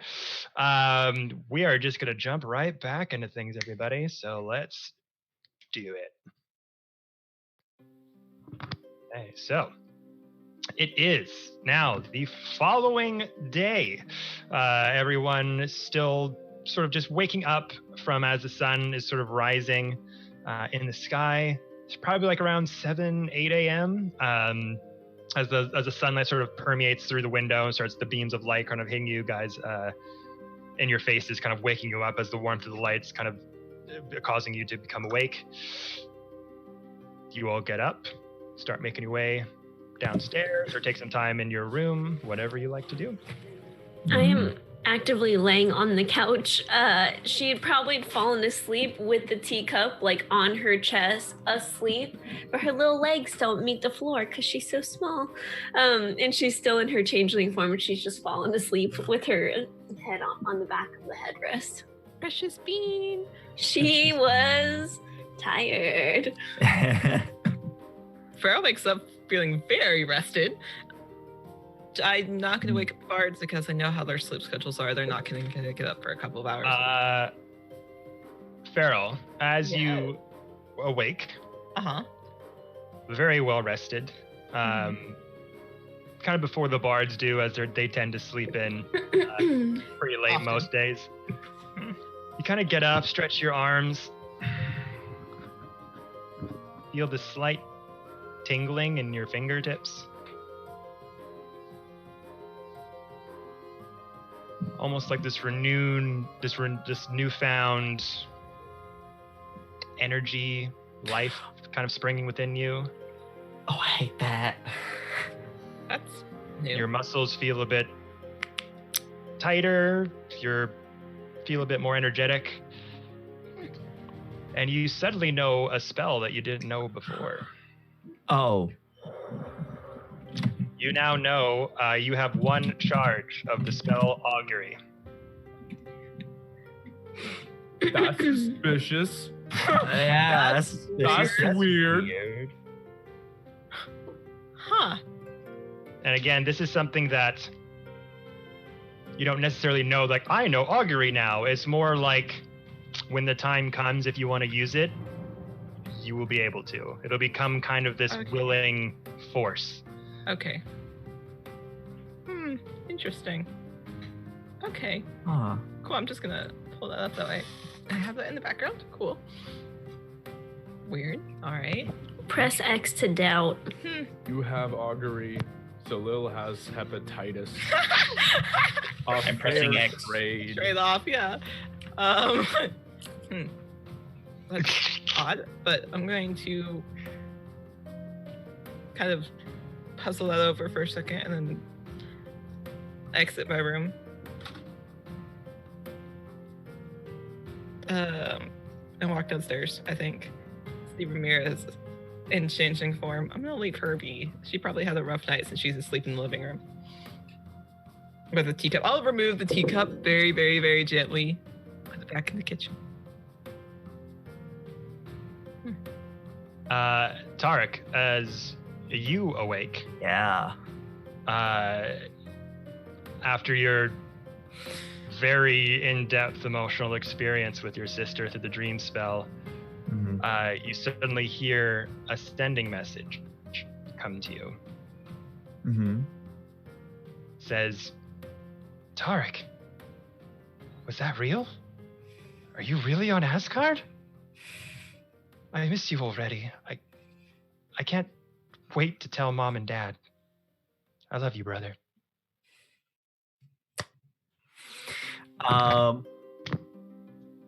Yeah, Tarek will kind of have this moment where he wakes up from this dream and just takes a moment, hears that, and he just lies there and he just smiles, and there are tears that just stream out of his eyes and down the sides of his face.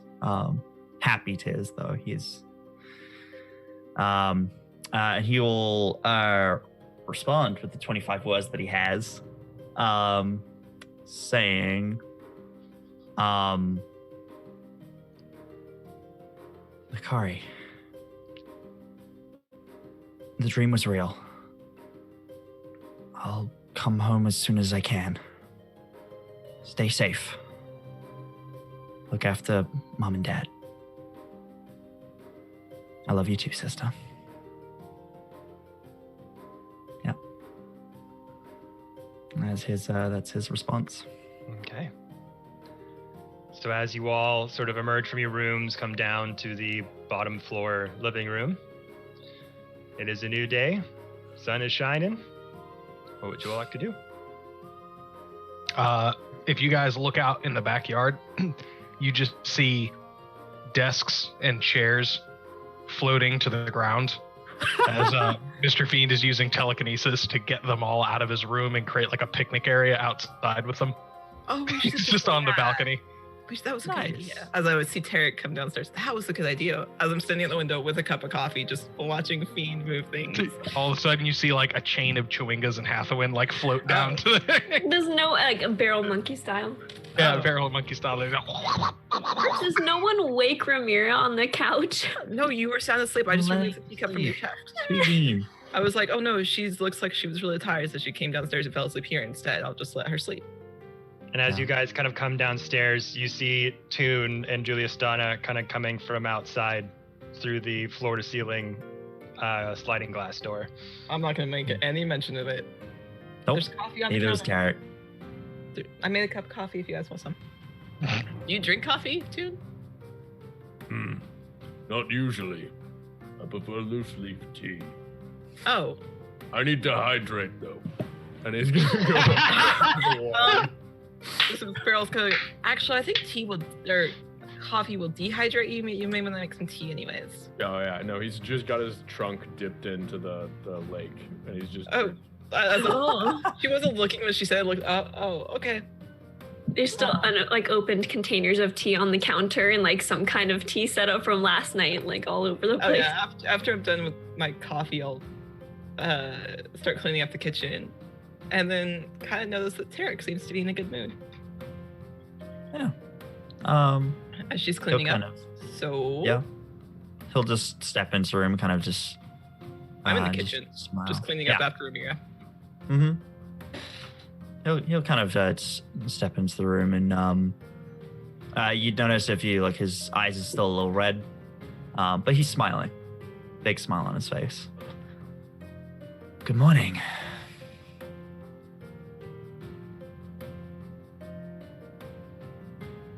Good morning. You seem in a good mood. What's up? I'll put a cup of coffee on the counter and slide it to Tarek and continue cleaning up after Ramira's escapade of tea. Thank you. I'll just take a big sip of coffee. Well, I certainly got some answers. And they were better than I could have hoped.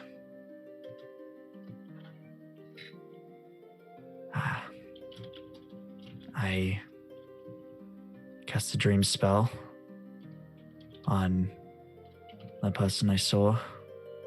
Mm-hmm. And Fiend transported me back to the material plane. Turns out, she's my sister. You have a sister? Her name is Nakari. Well, that's pretty. I like that. It's strange when she told me. It was almost like I already knew it, but just slipped my mind. Strange. The place I was sent to was home. My parents' home. I didn't see the two of them, but Nakari told me about them. They seem like good people.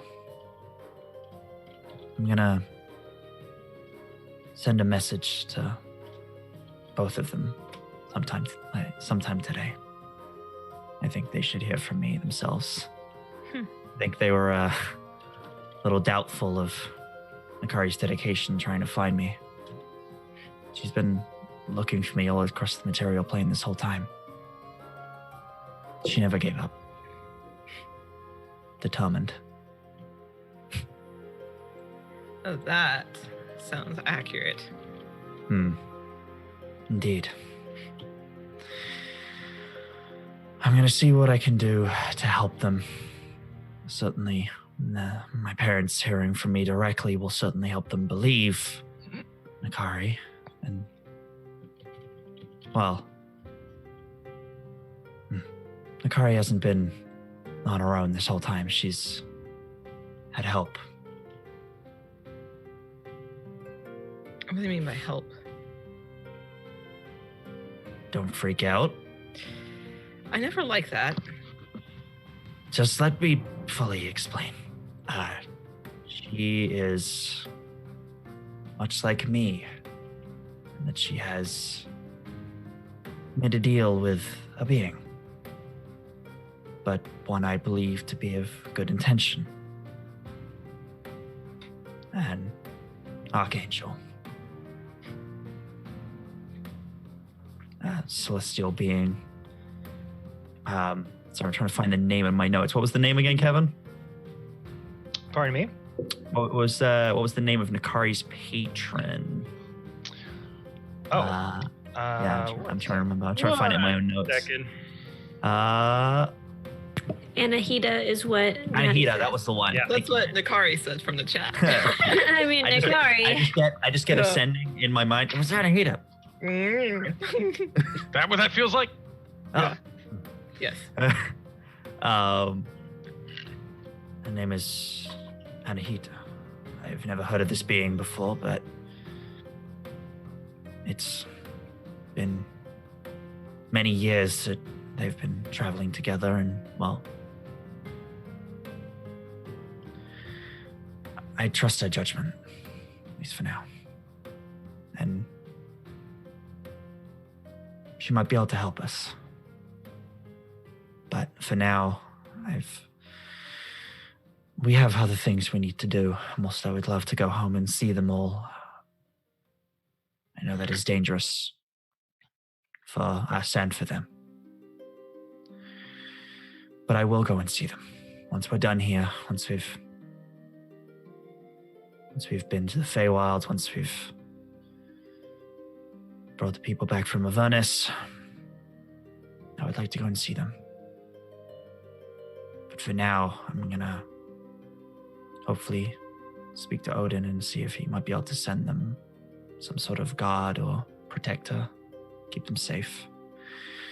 I feel now that I've had contact, they might be still in danger, even via something like Dream.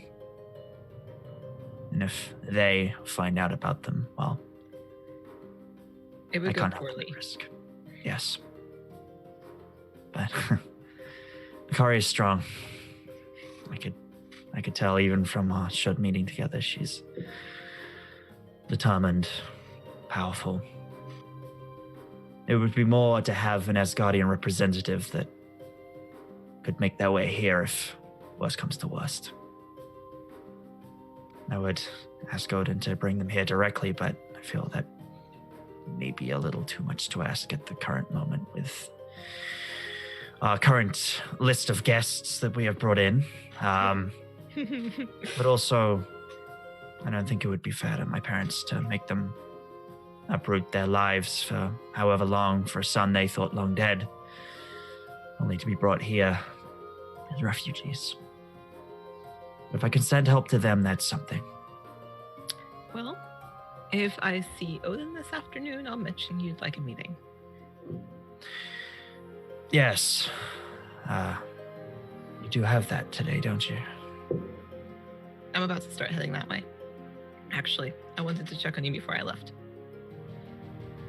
Thank you. That means a lot.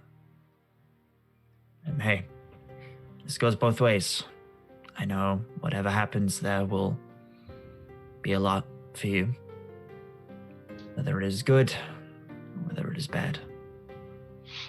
When you come back, I will be here if you want to talk. Either as soon as you arrive or if you need some time to process. Just know that my door is always open. I know. Right? I know.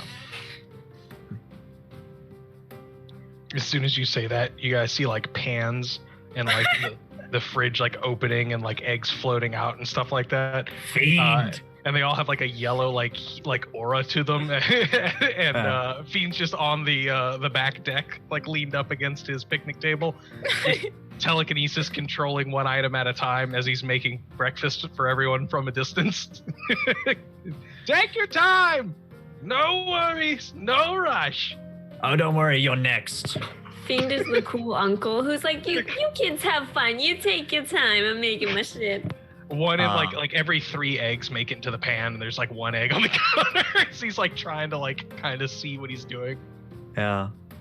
You know, we probably should have just put those tables out there in the first place, but it was a lot funnier moving them into your room. It was quite hilarious. It wasn't funny to me. Oh, that's too bad for you. It wasn't for you. Mm. Has anyone seen Strange this morning? Kind of taking a head count of who I've seen. I've not seen them yet, but perhaps Wait for it. Oh, you just have to scream something. Oh my God, it's Sugar Bear. I can't believe you've arrived after all this time of us looking for you. In the Wait distance, for you it. just hear. Now one of you has to explain why I just lied to him. You lie. No, You. no, you. You can He explain. he just Magneto floats away. just in unison, just Tarek and Farrell. No, you. With all the yelling and the clattering, you just see Ramir like shuffle up out of her sleep, and as soon as she comes to consciousness, she shifts back into her human form and is like, ugh. Good morning, Ramira. I'll hand her a cup of coffee. with way too much sugar and cream in it. 'Cause I figured that's how Exchanges she the likes it. empty teacup for the coffee cup. There you go. Mm. I hope this is how you like your coffee. I realize I don't know how anyone likes their coffee other than Tarek. This is great. She takes the straw out of her teacup and puts it in the coffee cup. Strange, do you drink coffee? I was like, here, clatter. Sir Strange makes their way down for the first time in a while. Sir Strange isn't wearing armor. Oh. Oh. But they rush down and they're just like, sugar bat. Fiend lied to you. Mm. No, I didn't. Fiend lied to you. Yes, you did. Fiend lied to you. We lied. Straight up. Sir Strange just like looks puzzled. And then pats themselves down and sort of like uncomfortable. In the kitchen, is there an apron somewhere? Yeah, there's actually an apron hung up beside the sort of kitchen area. Sir Strange just says no words because for some reason they're really uncomfortable with the way they look without armor, and they grab the apron, slide it on, and tie it on for a moment.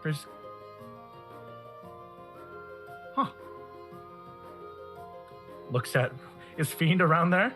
I will ask, how tall is Sir Strange? 6 foot. 6 foot. So Are you a tall motherfucker? this robe is kind of meant for Thor, so it's got like this sort of broader, taller Kiss the cook. build to it. So the cloak kind of comes down to Kiss like the hammer. around your calf muscles. So like you tie it up as best you can, but like it doesn't fit like a normal apron would. But you are able to put it on, but it's just like a bit bigger.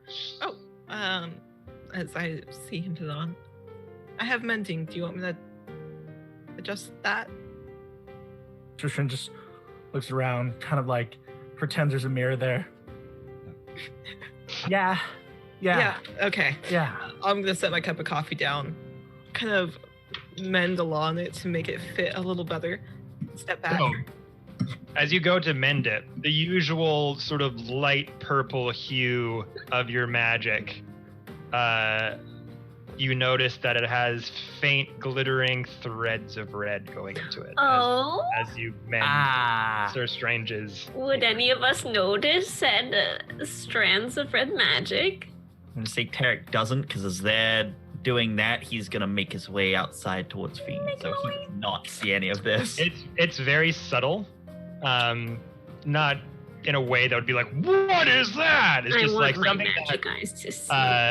that Feral kind of just subtly kind of notices. Much more of a personal thing with the sort of hue of the magic and everything that kind of goes on. It's just a little off, combined with the little weird feeling from this morning that just seems a little weird. But I'm gonna continue mending it. I'm gonna take a mental note, kind of file that, like, that's weird. That's good. Tarek does not see far today. Tarek does not see far today. I'll mend the apron to fit Sir Strange a little better and take a step back. How's that? And it fits you perfectly. The Strange looks at it. The uncomfortable look on their face goes away. I think I quite like this. It looks nice on you. Ramir's gonna stumble into the kitchen. You look beautiful. And then takes the pan off the stove from seemingly Fiend's magic and then starts actually cracking eggs into... I got it. You're missing the pan. Tarek wouldn't flip the omelet. So she You takes over didn't making ask. breakfast. Sir Strange helps. Oh. Aw. You have to wash your hands. Fair. What's Like that? shoves them over to the sink. Wash. Okay. All right. I'm gonna go now. I have a meeting today. Okay, so you have that skiff that's out by the dock. Does anyone else want to go into the city, or were you wanting to just kind of stay put? As Farrell walks out the back door, I kind of go, Farrell. Yeah. I have news for the group. Oh, I can hang back. I think I've got some time. I'll sit down, like on the makeshift picnic area that you've now created. Yeah. My dear friend, as he yells over to Toon, who I imagine is over by the dock with Julia Stana. So would the both of you accompany us in this conversation. Gladly. I call everybody outside of the picnic area. I've been toying with this information in my head and whether I should just be upfront with all of it or what I should hold for myself. And I have decided at the end of the day that we are a team. And if I cannot trust you all with this information, I cannot trust anyone. And I need your help. June looks profoundly proud. Same. Yeah. As you know, I may have visited a prison last night, but it wasn't so much a prison. We know of a prison as you go there when you do bad things, you are held in a cell, you are given a certain amount of time outside in freedom, and you are fed. This seemed more contained. The prisoners there were not that all I didn't understand what I was looking at when I saw some of them. Beings it of didn't other seem realms. Yes, many. An Dangerous beings. uncountable amount. There were cells made of glass. Some you could see, some you couldn't see through. It didn't appear they ever left there. Kevin, would you say it was about a 10 by 10 room or a 20 by 20 room? It varied due to the size of whoever's inside of it. Some of them are 10 by 10, some of them are super large and fairly But it was about big. as much free space as a 6 foot tall man in Yeah. a 10 by 10. Yeah. I relay that information to you all. We put the Maiden of Frost in one of these cells in a gem form. But down the hall, there was something incredibly different. There was a cell that, rather than being glass or white, like frosted glass, it was green.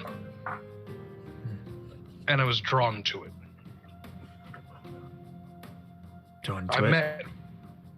met with the individual who was inside. Big G.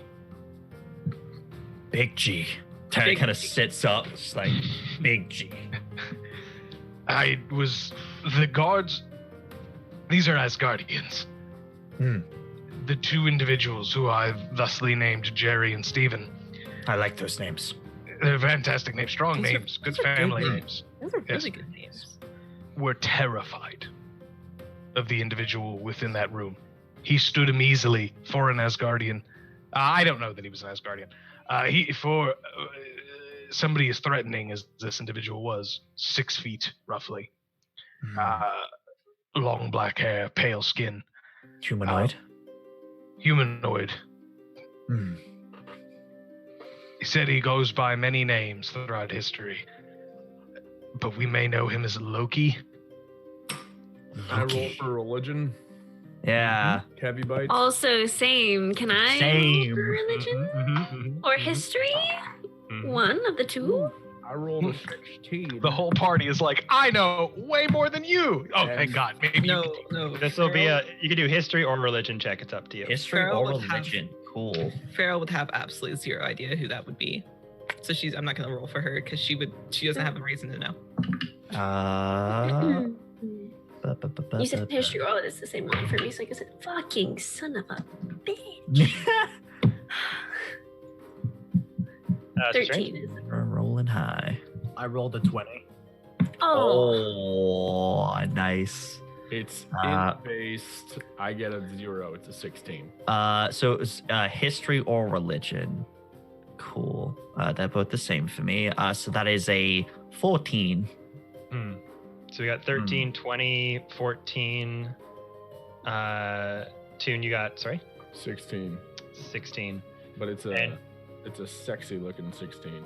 And Jared, you got a 20? Mhm. What's your modifier? Oh, you had a. So it's already a +7 to it. So it's 13, but I got a +7, so it's 20. 20. None of this sounds familiar to anyone. No. Like low key, like no cap. like on the down low. Down low. Okay, Yes. have no idea. He claims to be. You've heard the nicknames that he sort of transcribes? Snakes. you've I've heard heard them in those. stories and things like that, but the name Loki, like, doesn't seem to ring much of a bell. There's this one story about a god, and his friend turned into a snake, and he's like, I love snakes. When it was And then he bit me and I your back into himself. And he stabbed me. Yeah, so this Loki apparently is the patron saint of lies and mischief and all sorts of things. Kind of like me a few months ago. I was gonna say, so you. Yes. It's Are speaking you sure of this was not Reynard in disguise messing with you again? Speaking of Reynard, Loki had the same ring that I have. Skeleton key. Yes, and they reacted when they came in near vicinity. It turns out Loki, in his time in Midgard, a long, long time ago, created the skeleton key. It's being created, your clan. Yes, So it's your technically boss. speaking, yes. So Oh. why is he in an Asgardian prison? And Reynard is too. Oh, fuck. Beryl actually laughs. Like, that Yeah. is hilarious. Yeah, Tarek is also full on laughing. He's like, Do you have any wow. rules about killing fellow members? We have a rule about stealing from fellow members, which Oh. Reynard just did. Oh. Ah, I see. And so that what is the rule to that if they steal from you? Then can you It is- kill them? It has changed through generations, and if it were up to my father, nothing significant would happen. However, I have use for Reynard in other terms, so we will see exactly how much we do when we find him, which I now know exactly where he is. But I don't want to Thank- kill anyone. Wait, where is he then? He is on the most outskirts of the Autumn Court Of the unseelie fae? of the Unseelie Fae. Huh. Maybe. Not. Would I know that? I would probably know that. Question mark. Yeah, Not like do we know do the any of us place, know but I anything would be about like, I know what the unseelie means. Question mark, it? Would we? Kevin? Well, yeah, I don't know about you, but I feel like I probably would at least know of it, not know it. I was However- summon Fae, but I can't. This would be either not so much history check. History.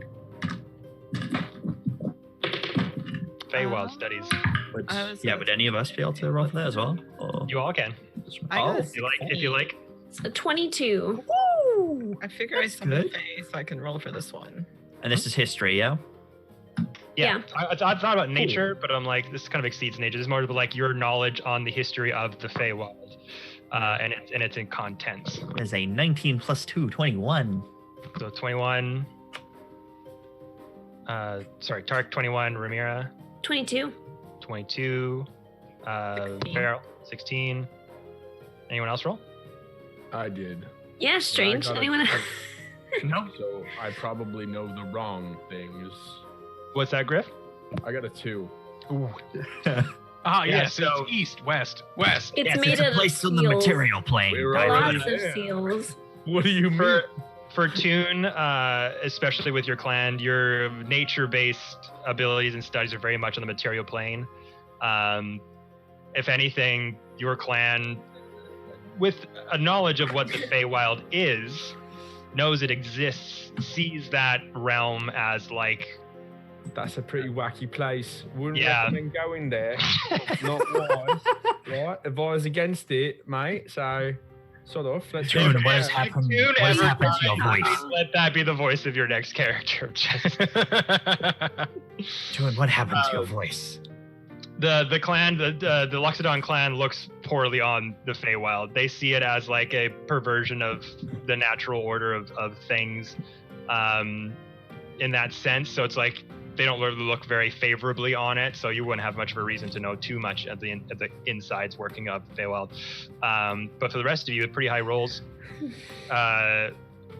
yeah, you know that the Feywild exists. You know that the Feywild has courts that are dictate the hierarchy of who sort of rules which lands. That they're split up into 4 parts, and sort of kind of like the idea of like states and country. There are 2 states to one half of the country, and there are 2 other states to the other side of the country. One being the Unseelie Court that holds the winter and autumn courts. The other side deals with the summer and spring courts. And a couple of you here have a little bit of experience with the winter court. Prince of Frost.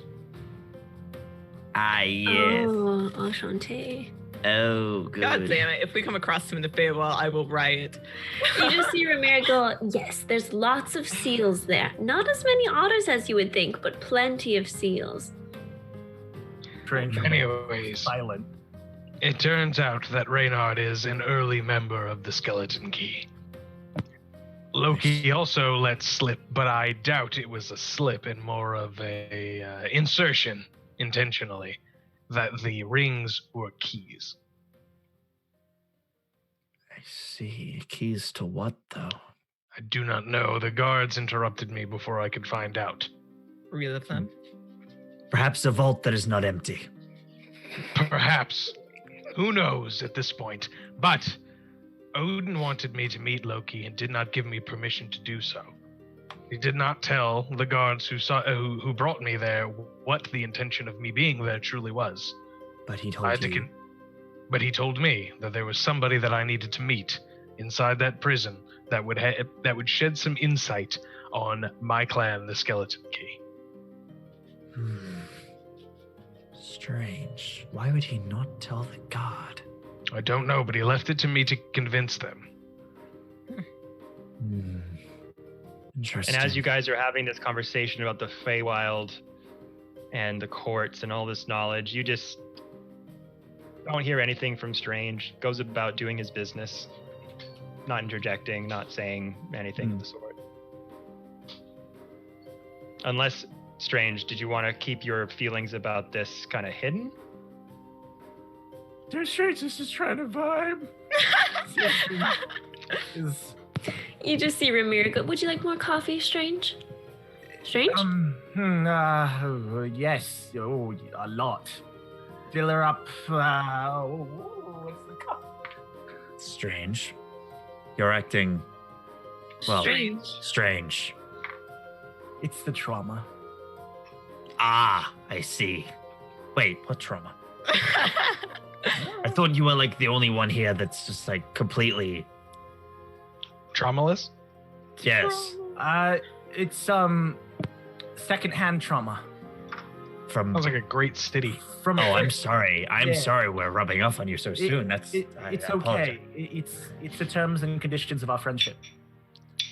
Oh, I didn't realize that's what you were saying to me yesterday when you said we were friends. Now I apologize.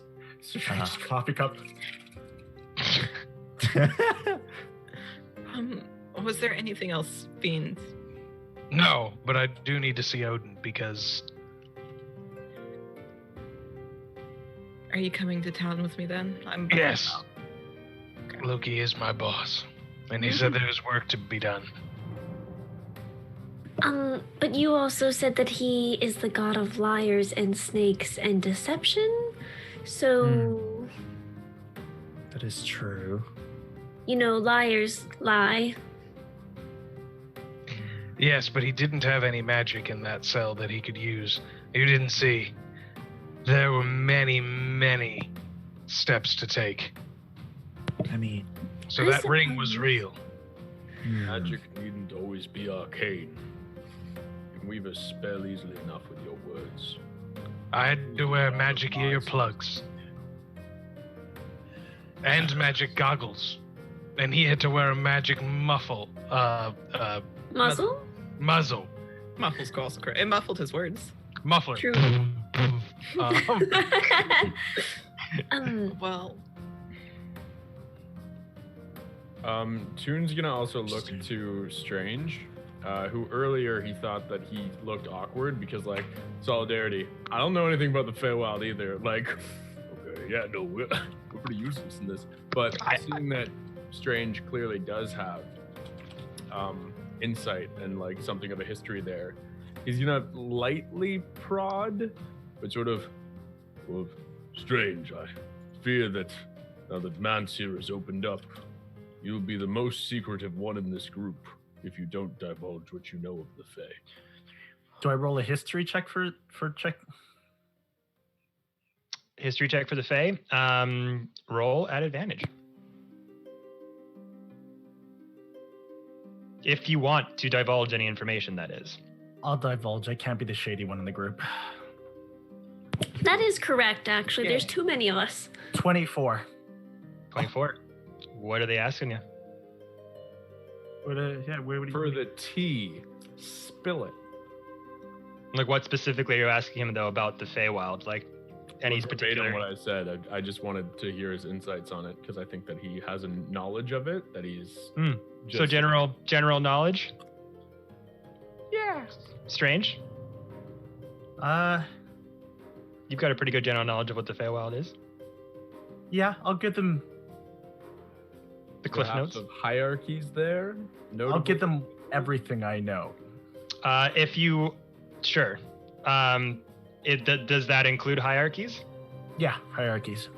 Okie dokie. So,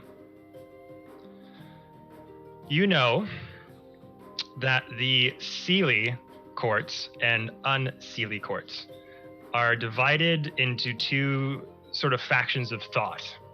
One being of a more generous, good-natured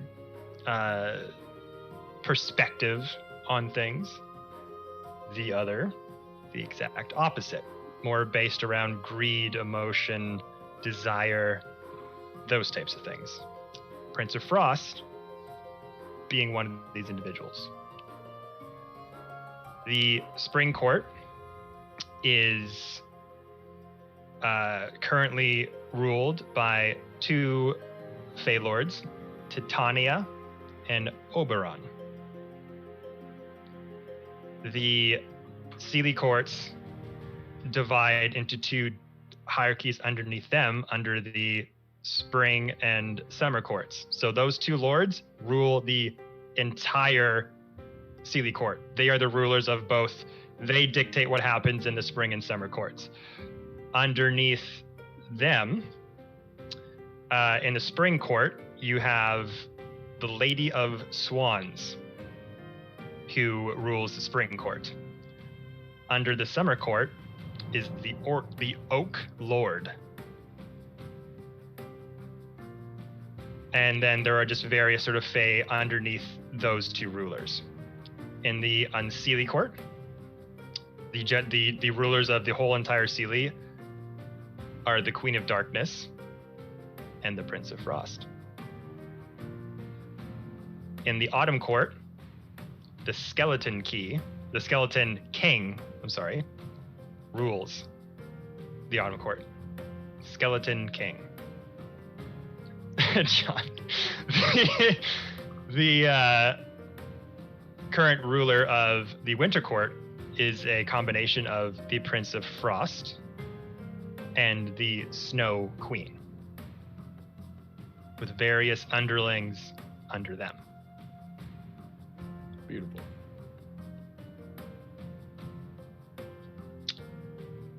And outside of those main structures and hierarchies of royalty, of governance, there are many factions that lie in between. Various groups, creatures that sort of have their own hierarchy in between those rulings. You wouldn't necessarily know what they would be necessarily, just because that starts to get into the thriving nature of that chaotic magic that that kind of detail is like you would have to be there to know like what those factions would be. But the general sense of like the royalty, because these Fey Lords have been around for a long time, so that hierarchy, unless something has changed to your knowing, that's kind of the information that you would know. Ta-da! Yikes, that's a lot. You know, Quite a bit. So strange. Yeah. Yeah, how do you know so much? That's very impressive. So Strange looks genuinely confused. Probably read it in a book or something. It's always been in my knowledge. It's just... Yeah. If you find that book again, I'd like to see it. I love reading. I'll keep an eye out. Thank you. You mentioned the Prince of Frost. Yes. There is a moment when that is confirmed. There is a moment where a certain wound in Tarek's chest stings a little. Oh yeah. And you would all be aware of that attack that took place about over a year ago, that the Prince of Frost led a battle into Baldur's Gate and started off this chain reaction where all these multiple portals opened up all over the material plane, and these deviants of the Fey Court and these ice devils and demons were just sort of destroying all around it. Yeah. Farrell's frowning hard. Tarek too. I think our frowns match. Oh, we've been Just like our stab wounds. before, and we've made Mine are on my back. True. Sorry, what was that tune? We've been to dangerous places before, and we've made it back. If Lance needs our help in this, it's something that we are behind him in. And Toon puts his hand on Mr. Fiend's shoulder. In the meantime, Thank you.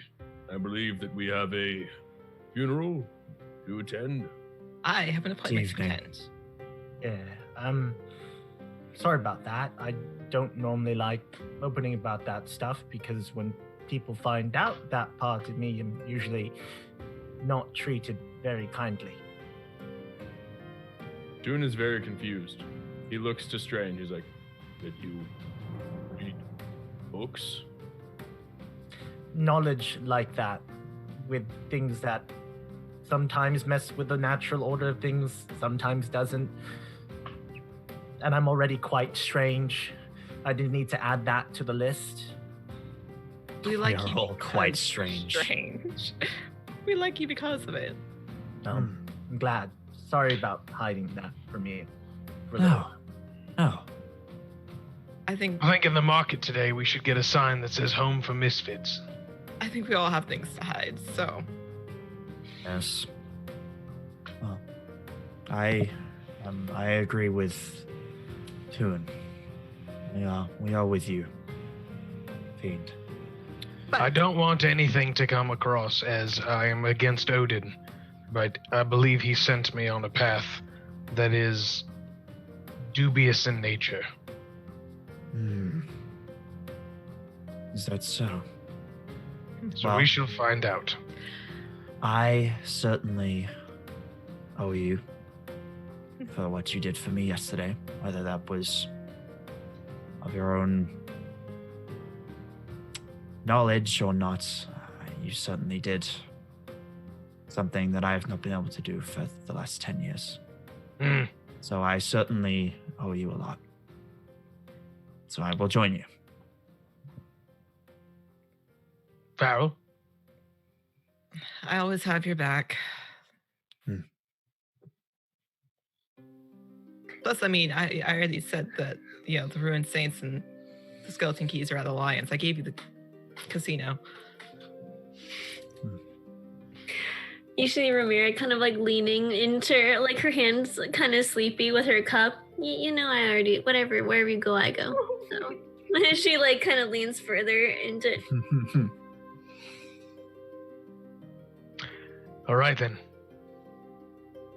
All right. Is everyone going into the city, or is anyone staying behind? Yeah, if Farrell at this point's gotten really antsy. It was like, I'm going to the boat. If anyone's coming with, please be there because I really have to make this appointment. And then she'll get up and quickly, like, fast walk. I think Ramira's actually going to stay home, but yeah. Yeah. Okay. Tarek will stay back as well, and he'll just, as Farrell is leaving, just give her just that knowing nod of, what you said earlier. She'll stop and call back. Also, if Thayer and Salil wake up, tell them I left. if you guys could keep an eye on them, I don't want them. I think that'll go over really well. Hi guys, just good don't morning. want- Feral is gone. We I haven't don't want seen them her running all amok. morning. Toon, if you have to turn them into weasels, that's fine. And I'll keep walking. You hear that, Toon? You have permission. You should take advantage of that. I'm going to get lost in town for a little while and tag along with Pharaoh to make sure she doesn't get in any trouble. Ramira, it's always a pleasure. And pocket chewingas. He just reaches into his pocket and like chucks the chewingas at her. Like, I love. And she's funny. She goes, "You better bring me back something really nice. I swear to God." You hear me? Before Fiend boards the skiff, Toon's gonna walk up to him, like, get right to him and like put his hand on his shoulder and dubious, but not truly dark. Right, Mance? Never go full dark. Just remain a mystery. Leave those stars in the night sky for me. Have fun in town. He puts his hand on your hand. Of course, brother. I will see you soon. Find something for you. Maybe a nice plant. Ha! Thank you.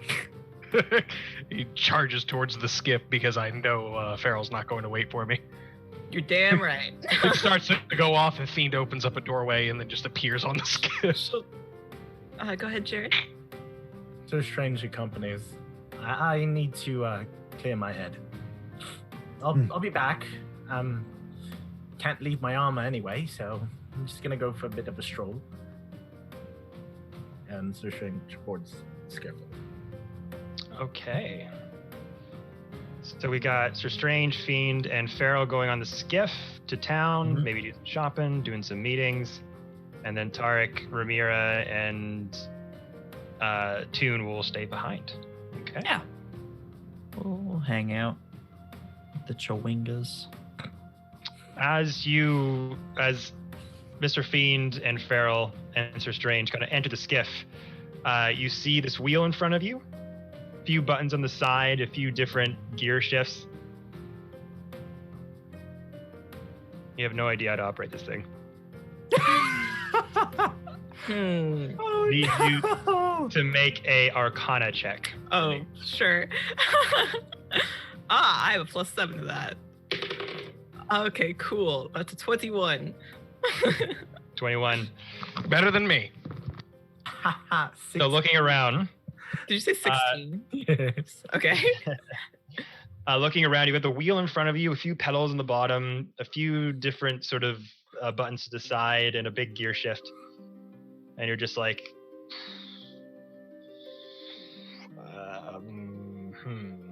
just looking for like an ignition or anything like that. The buttons on the side seem to be in a configuration that kind of match with your handprint. So there's a lower one here, and then 4 that kind of are up the top, with sort of a little bit of lines kind of coming down to the middle. That would be your palm. So as you do that, you just kind of look in your hands, and it kind of starts to react with the arcane nature in your being, and it starts lighting everything up. And as Jerry you look put over, his hand over there as the skiff began to raise up. pardon me? I said Jerry put his hand over there as the skiff began to raise up, and Stephen manned the mast. Oh. So as you go over, put your hand down, put your hand there, kind of the skiff kind of comes to life. You put down the lever, and this rod kind of lifts up from behind, and this sail kind of lifts down. All right. And then you look at the 2 pedals. There's one on the left, one on the right. You're pressing the gas. Oh, she floors it. Step on the gas. As you put your full weight, you just rocket forward. I'm gonna have Strange and Fiend make a dexterity check. See if they can held on. Worth it. 15? A dex saving throw, or is the dex check? Just straight dex. Good thing you're not wearing armor. Still can't swim though. Strange. Remember, they don't know how to swim. Clench tight. I rolled a 14. They're like,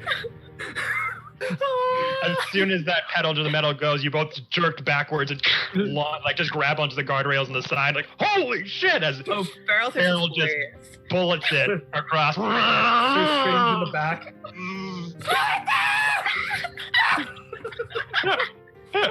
He can't swim, Pharaoh. If he falls off, he'll die. Well, shit. And she kind of slows a little bit. Steps on the brake, they fly forward. Yeah, make a dex saving, make a dex check. As they just suddenly sticks on the brakes and you go fall. Wilhelm scream. It's a 4. It's a 4. I rolled an 18. An 18. Yeah. So, Sir Strange, you kind of put your arm under the guardrail as that engine just kicks in. So you hang on even from the sun and stop you. But you see Sir Strange kind of like holding on, being like, oh, good. And just falls about 20 feet forward into the water. Oh, shit. And then kind of Bean, can you swim? You just feel moisture behind you as a doorway under the water opens. The four of you standing on the dock sees this skiff kind of you're like 80 feet off in the water. Like you can clearly see that it just jets off and then suddenly stops and sees feet and Tarek just stands there with his hammer, just like, I have to save one of them, I swear. He'll just wait, just like ready to cast fly if he has to, and he'll just wait until they're out of sight. But Pharaoh, you just feel like a fish, like lie on your shoulder. Sorry.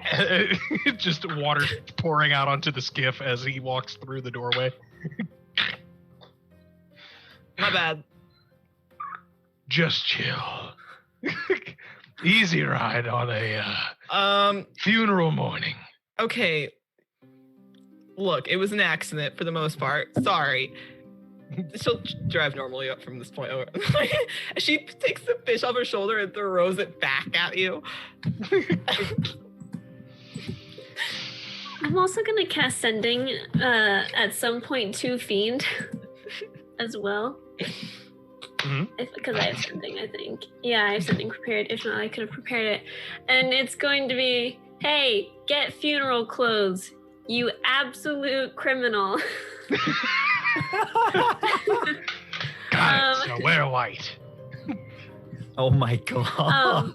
What did you do? Get funeral clothes and something nice for the babies. Okay, bye.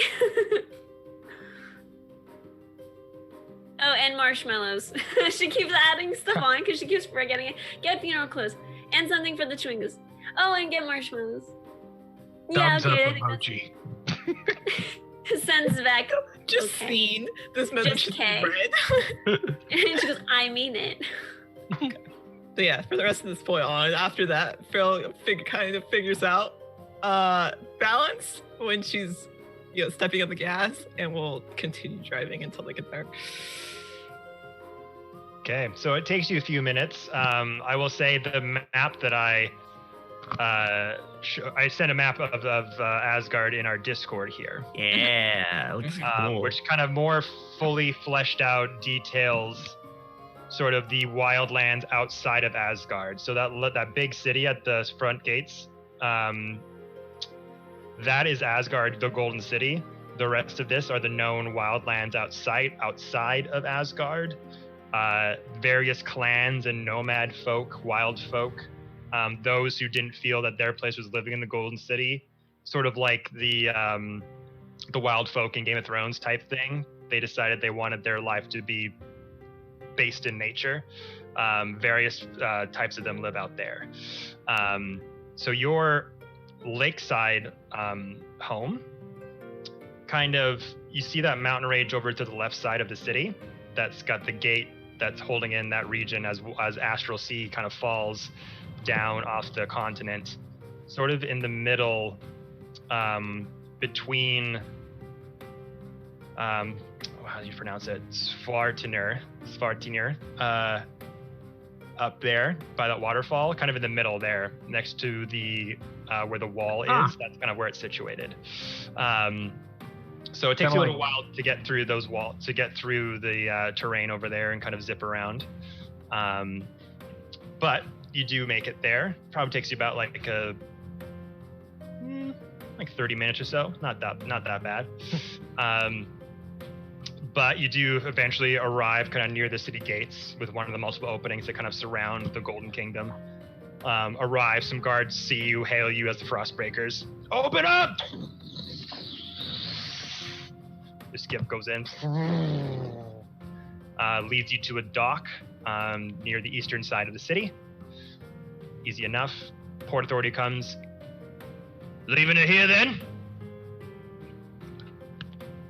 Yeah. Where else would we leave it? Oh, good point. I don't know if you had anyone that was going to take it over for you or keep watch. It doesn't matter. That's fine. That was a genuine question from being two, not even trying to be a douche. Like, are we in the right place?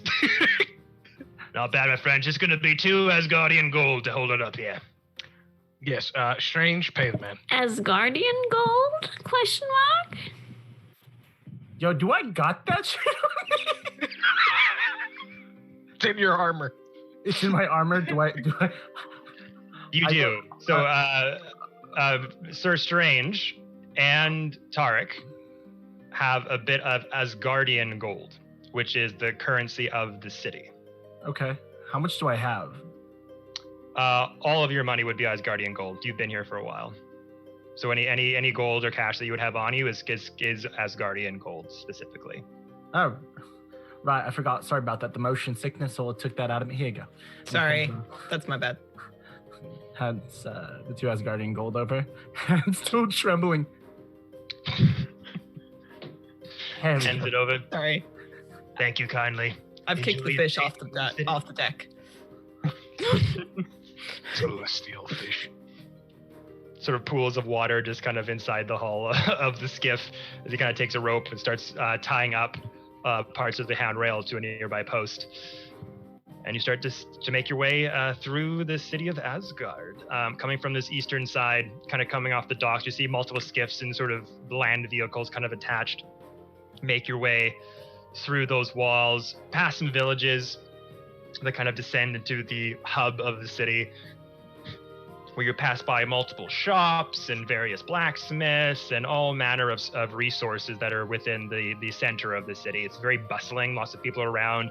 You're seeing and again, the Days of Thunder Festival is in full swing. You see multiple people kind of wearing Thor helmets and sticks with lightning bolts on them. Various bards and musical accompaniment are kind of taking through the streets. Kids are playing out with their parents. It's a very happy time, even though it's a bit of a sad revelation that their greatest warriors passed on, but they're choosing to see it as a greatest warrior met his end goal, which was to die in battle and go to Valhalla. But eventually you pass through kind of the center part of town. Where exactly would you want to be going? Would you be wanting to go to the kingdom to try to speak with Odin? Would you be trying to get the attention of anyone in particular? What are you trying to do? I am headed straight to where I need to be to go talk to these mages. Okay. And Fiend, are you accompanying Farrell to the... I'll tell Fiend and Sir Strange that. I'll express of why I'm so adamant of where I'm going. That way they're not just why is Farrell so adamant about seeing these mages? Yeah. I'll explain why. If you want to come with me, that's fine. I don't know if you need to. Unless Have you have fun in business your here. personal time. Have fun. They're strange. Fiend's looking for Odin. Sir Strange will accompany Farrell because they've had enough business with Odin for one session. Okay. Fiend will meet you later. I'm going to wander around.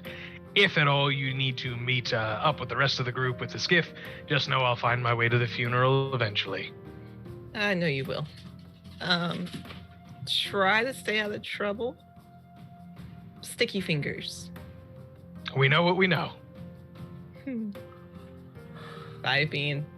Bye. She'll walk. Come on, Sir Strange. Sir Strange follows.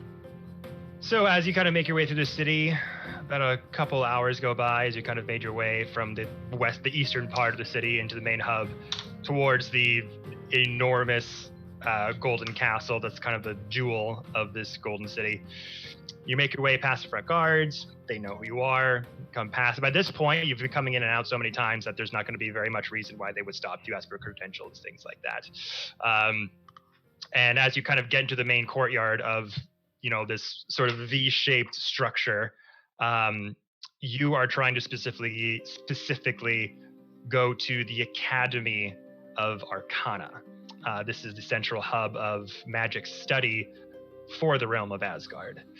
As you look past that sort of enormous golden spire of the main keep, behind there is a particular golden spire that is very tall, has kind of a domed top to it with a point, a spire that kind of sticks out.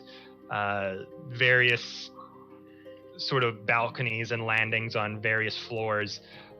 That the spire is kind of attached to a big mess hall next to it. That's also has like a golden shine to it. Everything in the kingdom just has this gold, is built out of this golden metal and stone. And you can kind of see that it's fairly far back in the sort of circular courtyard that contains the main building and various structures of the kingdom. So you can kind of see, like, you go past the main building and kind of find a path that kind of takes you there, kind of going past the rosewood tree and serene garden that Mr. Sir Strange is very much accustomed by. I'll kind of stop before we pass it. Did you want to stay here, or are you coming all the way with me? You look like you need a friend right now. The Rosewood Inn. Rosewood! Road, you did not hear it in. Sorry, I didn't hear it. I'm tired. Didn't hear the it. Rosewood Tree. The Rosewood can wait. Okay. Just figured it out. I didn't hear it. Yeah, I'll keep going then. So you keep going past there, outside of the main kingdom, or the main building, let's say. Kind of go past the outside skirts into the various buildings that are on the other side, which is a bit hidden from the front, as the kingdom is just enormous. It's very, very large. So there are multiple buildings kind of that are hidden behind it, but you haven't very explored this area very much. So as you kind of go behind, you see various different buildings of different make, guards patrolling around, various politicians and important people kind of having meetings, guards training younger soldiers outside. As you kind of go past these various areas, kind of like think of a university where there's just like multiple different buildings that are kind of, you can kind of tell by this various people that are coming in and out of them that these are definitely various buildings that teach various subjects or have various uses. But eventually you come fairly close to where the spire is, and there's a main entrance that kind of has this wall kind of surrounding it. 2 guards in the front that approach you. They don't have the big heavy armor that you're kind of used to from various guards you've seen. These ones are in cloth robes, tied kind of at the waist, wearing fingerless gloves, a bit of padded armor on the forearms and the shins. These tunics that don't necessarily have sleeves that come down to the forearms, but kind of are cut in a diagonal sense. Kind of have various colorations on these 2 robes. The ones at the front that you can see are kind of a dark red with a gold trim that kind of V-necks down from the neckline and adorn the outside. And as the tunics kind of come down the waist are kind of tied with various sashes and kind of drape down below. They just see you and say, excuse me? Yes. I'll smile. Hello there. State your purpose, please. Yes, my name's Farrell. I was supposed to have a meeting with some mages. That's mages. In regards to the ethereal plane. Oh, yes. Salvia is expecting you. You will be meeting with the head mage up in her office upstairs. We got word from the royal court yourself that you would be joining us. Wonderful. This is Sir Strange. Yes, so strange. It's good to see you again. How are you, friend? We've met before? Clarify, we met before? Yeah, so this arcane study For your time that you've been here, with your relationship to the Fey Court, this would have been a place that you would have come seeking maybe answers that you were maybe unfamiliar with or wanted clarification from. So this is a place that you've visited a few times in your past. Kind of like, like a library sort of thing, like someone who frequents it, the people who work there have seen you a few times, are familiar with you at this point. Yeah, it's been a while. I'm just here to accompany a friend, is all. How are you? Oh, doing good. We're training up a new batch of mages today. It's pretty exciting. They're out in the training yard. Just ignore them for now. You're going to hear a lot of shouting and a lot of blasts and everything. Just keep out of the radius and you'll be fine. I'm sure. We will. All right, this way. Thank Would you like to lead the way? Yes, I'd be most happy to. Right, this way. And you just see him lift a hand, pull forward as these doors just open up with his arcane magic, and starts to walk through. And as the doors open, it feels like a military training camp to an extent. You look on the left and the right, and you see various lines of students, all adorned in that almost monk-like tunic of sorts, with various leaders and teachers kind of guiding them through different techniques. Various groups wearing, like one group is wearing solid dark red, one group is wearing kind of a navy blue, the one to the far back wearing kind of a green color, and the one on the other side wearing this sort of burnt orange color. All sort of doing various techniques, all in unison, with various magical arcane essences just flowing out of them. Some of them hitting like target dummies, some of them learning to like lift things, some of them like practicing certain spells on each other. So you're hearing a lot of voices like, like there's a lot of like busy sounds kind of all over the place as this pathway kind of takes you straight into the main sort of mess hall with that spire kind of attached. And as you go through the main mess hall, there was just row upon row of long tables, various students all over studying sort of different magic. Some of them are eating as a makeshift kitchen's kind of off in the back. There are lots of books, tons of books, all in different various shelving units and libraries around here. And she, this sort of elven-looking female, takes you through the main mess hall up into where the spire is. And there's a spiral staircase that kind of goes up the spire, and up and up and up, and there's various floors. You're like, may I have your hands, please? Boop. Okay. Thank you. This is always much quicker.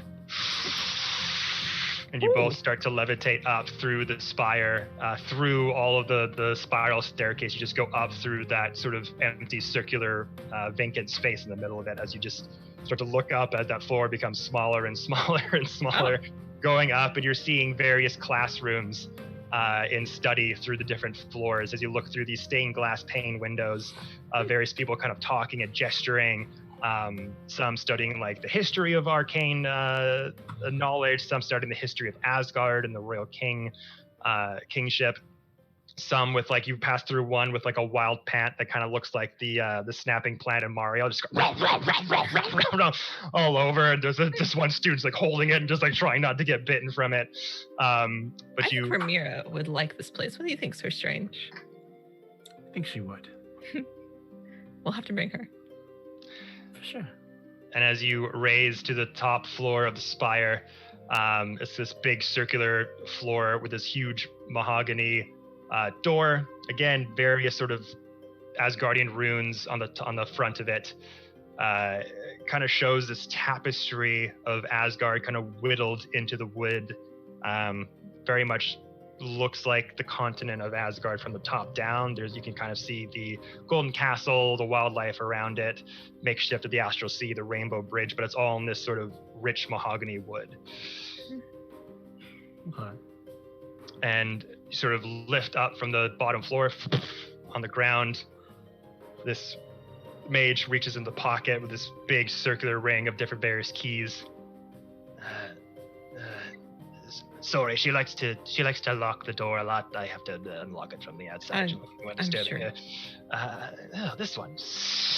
and you see it just kind of disintegrate and disappear as the female mage kind of starts to shrink it with their hands, and their whole entire hand kind of imbues with this sparkling golden sort of arcane energy, and just puts the hand on the door, kind of rotates it one way, rotates it the other. This radiant light outlines the door with 2 straight lines within a circular top. Opens it up. Right this way, my friends. Thank you. I'll Thanks. step in. No problem. And as you step in, you hear yelling. Sort of, you seem to have stumbled into a conversation mid-argument, as Salvia is the person you're meeting here. Well, I told you, no. We're keeping them orange, okay? That's the color we decided on. We're not gonna change it. It's been the same color for thousands of years, and that's just it. Sorry, I'm gonna have to call you back. I've got some visitors here. I'm gonna have to call you back. Yeah, no, just we'll talk about the color scheme later, okay? Just stop. No, just Lean over the Sir Strange. I like her already. hold on. Just take a minute. I want Just- to be my friend. Starts to wave their hands in this sort of circular disc with this holographic image of another female elf. It's kind of gestating like very like obviously, and just like pew, turns it off. Hello there. Hi. I'm Farrell. I think I was supposed to meet with you. Yes, you are. And so strange. Welcome back, my friend. Please sit down. You see that she has this very ornate desk with a very comfortable leather chair behind it, and 2 kind of like love seats in front of it for people to sit down and discuss things of the day with. Yes, Odin gave me a bit of word that you were looking to communicate with the ethereal realm, is it? Something like that, yeah. Okay, Take and a as you come into the room a bit more, she's wearing these robes very much similar to the ones that were being worn downstairs, but her robe is all gold and the outline is silver. And where the sleeves kind of cut off, they're still kind of cut off in that V sort of configuration, but she has this sort of black undershirt that comes up to past the wrists and kind of angles towards a finger hole here and comes out the other side, and has this long flowing dark red robe with a hood on the other side of it as well, and these black leggings with these black leather boots that are coming down from the shin down to the feet. Wearing this golden medallion, kind of in a circular motion, with a design that kind of intertwines, kind of like a chain link that goes around the outside, and the sort of kingdom of Asgard in the middle of it, and has hair that kind of parts to one side and goes down very, very long. One half is white that kind of comes down here, and the sort of side part here, and it's black on this side. And very like elven ears pointed up. Kind of her features are very angular. Looks a little bit older.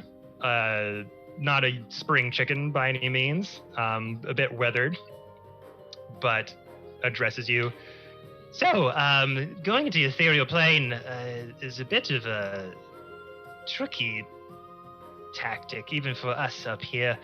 Were you wanting to enter into plane on your own? Were you looking to try to contact someone? There's someone I want to speak to. I don't know if you would have an easier time just allowing communication, but I would like to see them if possible. And you're certain this person is dwelling within the plane? I am. As certain as I can be about something like that, I suppose. Okay. Would you happen to have any effects of this person? Any personal items or anything of the sort?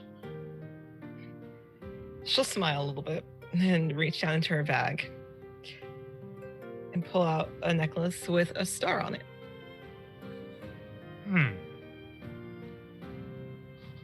All right. Anything else? No. I left their presence very quickly. All right. She'll hold it out, though. Just puts her hand out. Yes. And you, so strange, did you know this person too? No, I'm just here for support. For a friend. Well, that can be of use. Going to the ethereal plane can be a very difficult mission. You can get lost in there, and it's hard to find your way back. If you'd like to journey within this plane, we can create some sort of tether and try to anchor you here in Asgard. Speaking, it's a bit like trying to communicate with one person in the entire world. It's quite a hard target to hit with one dart, so to speak. This will help hone it, though. So strange. You know this person well. Your friend here. Farrell, was it? Yes, well enough. Love is a very powerful connection. Is this person personal to you? Very. I see. So strange. Do you care for this person? Farrell? Yes. Pearl kind of reach over and squeeze Sir Strange's hand.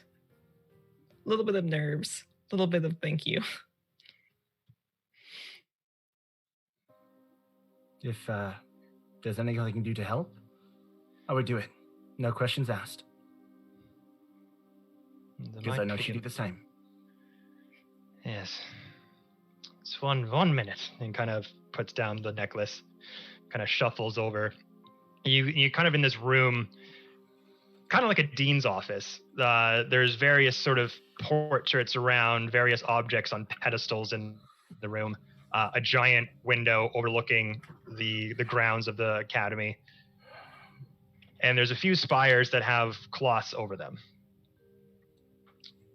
Goes over to one, lifts one up, and it is this very circular, smooth, spherical gemstone on a pedestal. Kind of takes it.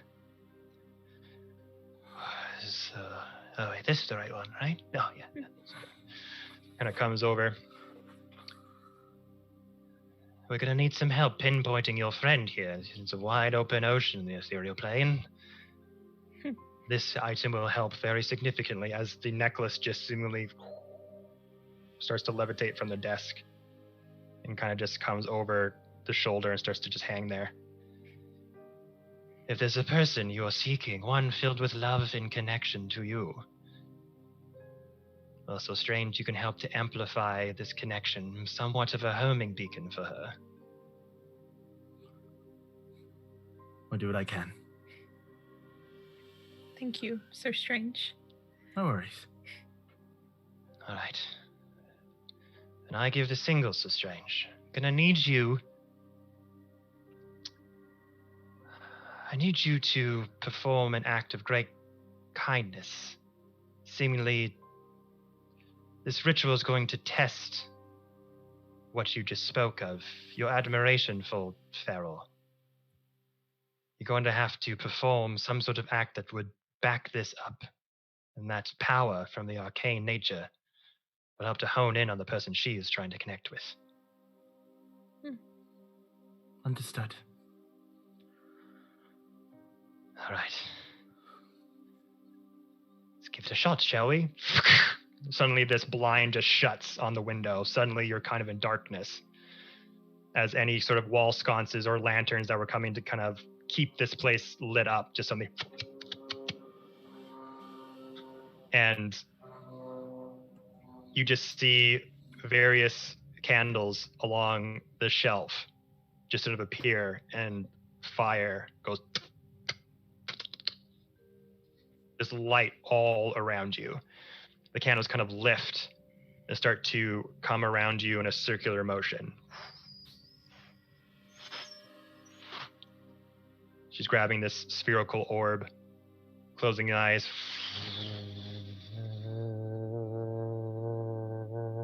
As this orb kind of glows bright. The stone itself is kind of like a light purple with swirls of white in it. And this light starts to light up the entire room. This wind starts to whip in all around you. The necklace sort of lays down on the sphere, starts to close her eyes.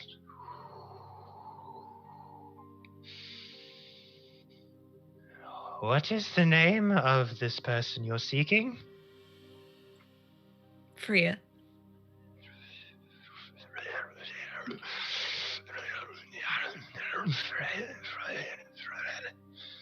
These whispers are starting to emanate out of the orb. And these sort of wisps of white sort of trail off from this spherical gemstone.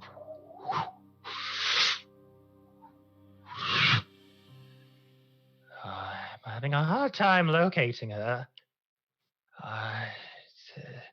The ethereal plane, it mirrors our own. Down in the material plane, is this... What area were you seeking? I last saw what I assume was her in Bryn Shander. Shan. A great tide has changed over there in the past few days.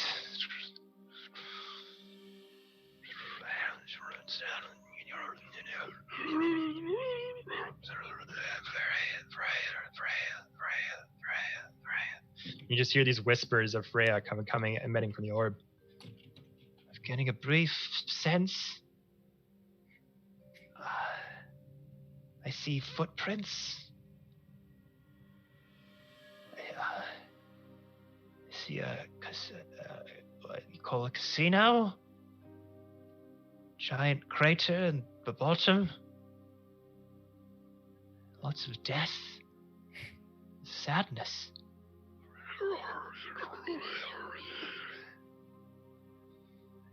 She's not coming to my vision. Strange. Yes. I need you to hold. These voices are kind of coming, emitting from her now. I need you to hold. I need you to hold Farrell's hand. Sir Strange will go up to Farrell, and around their neck that they kept. Out of the 5 gems they had, 1 they've given to Tarek, 1 they will hand to Farrell, and clench your hand over it. I'll clasp my hand over yours. I could never see you as my party member. You are my friend. You are my friend as well, Sir Strange.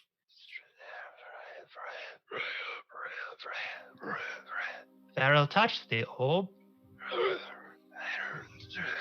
And the other free hand, I'll hesitantly and then put a whole hand on the orb.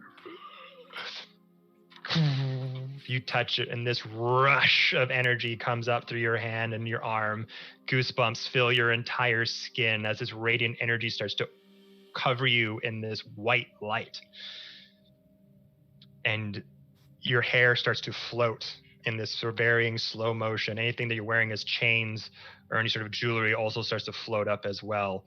Any coat you're wearing, robes, the tail ends start to float up as well. Same for you, Sir Strange. And then Salvia kind of goes to you. So Strange, I need you to enact what you reap, what you sow. And this, for you, Sir Strange, just out of the game for a minute, this is going to be a skill check to determine how much you can strengthen the connection to find Freya. It could be any skill check you like. You could be nature, arcana, religion, history, imbuing whatever sort of quality you want to put forward is up to you. Whatever quality you pick, let's say religion, whatever kind of kind words, gift, essence of goodwill will have to be in tune with that check. So like an intimidation check would be like shouting at your god or her god to be like, let this happen, like I will it so, that type of deal. Okay. I'm gonna do a persuasion check, but it's gonna be more of like, you got this. You've always got this. We're not gonna give up here. I'm not allowed to quit. Neither are you. We're frostbakers, huh? It's hard to get rid of us. Let me roll for that. Oh, that's an 11. Wow. Ugh. An 11.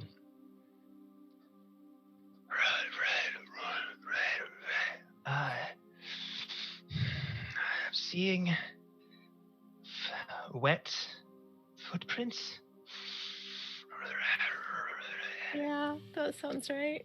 I don't see a figure yet. So strange. Anything else you could help to strengthen this? So it's going to be a best out of 3. Oh.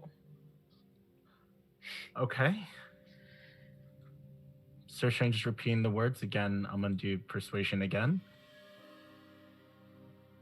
We're not going to give up. I will help you. We will see her.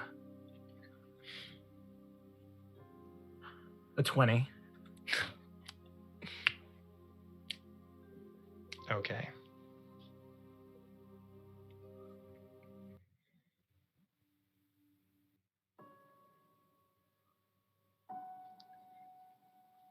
You say those words, and all of a sudden, you hear Salvia. She's. I think I see an image. She looks scared. She's safe. She's hiding. I could see it. She seems afraid to come out. She seems afraid to come out.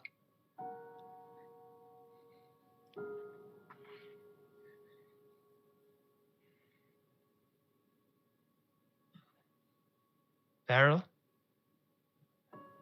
Yes. touch the necklace.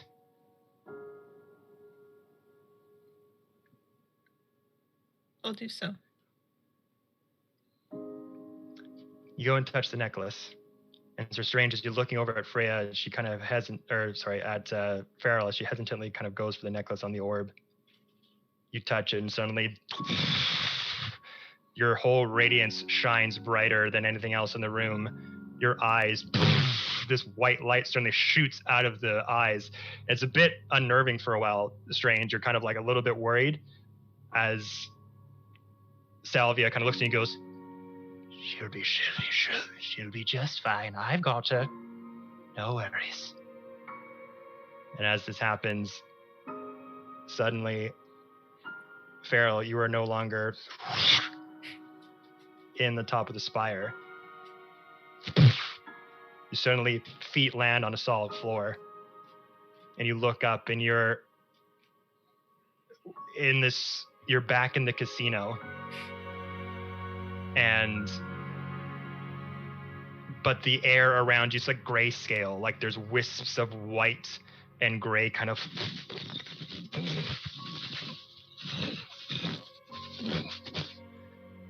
fluttering all over, distorting your vision a bit, but you're trying to hang on.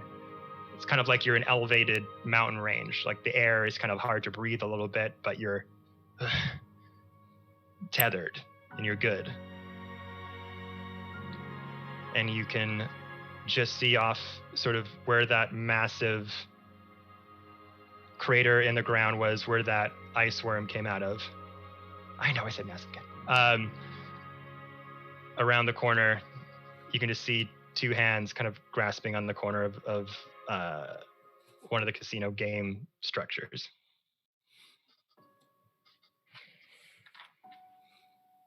Are they blue? Can I tell? Mhm. Freya, it's safe now.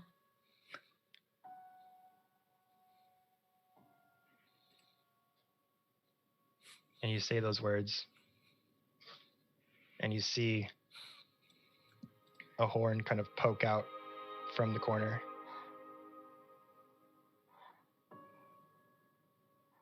And this face kind of comes into view, and this short auburn hair falls down. In that same kind of white petticoat that you remember seeing on that day, but it's damp. And this youthful face kind of pokes out.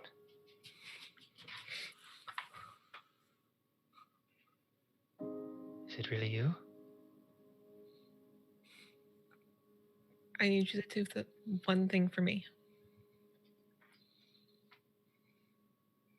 I What's need that? you to tell. I need you to tell me one thing only you would know.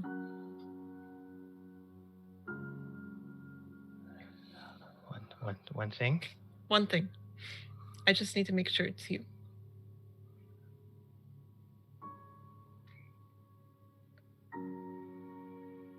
I heard people call you feral, Yeah. but that's not what I know you by. No. Your name is Ariadna Silspire. You're right. That's the You're name right. our father and mother gave you long ago. You're right. And I am Freya Silspire, your sister. And I've been so lost for so long. I don't know how this is possible. Is this really you? It's me. And she kind of steps out, and you see kind of water pooling at the bottom, dripping as if the petticoat was just sunk in like earlier that day. And kind of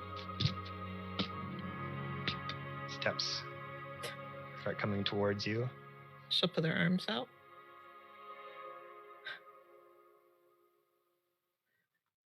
Go in for a hug, but she passes through you.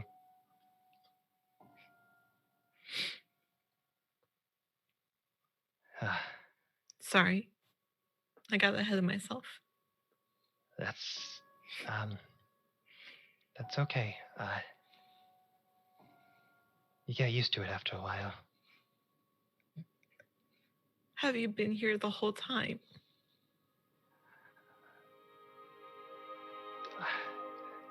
Come and go.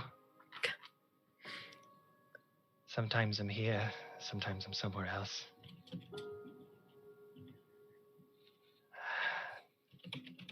Every time I enter into this plane, it becomes a bit harder for me to come back.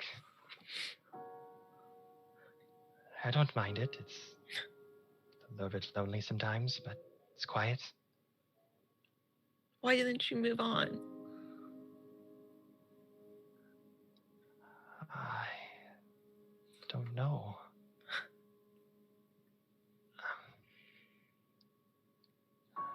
I don't feel I'm ready to go.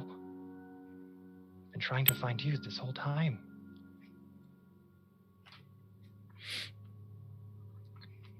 And that casino and that town.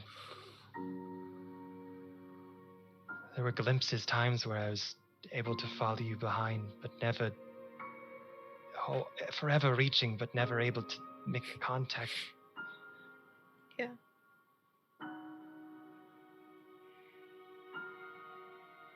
But you're here now. Are you? No. I'm still alive for now. Oh.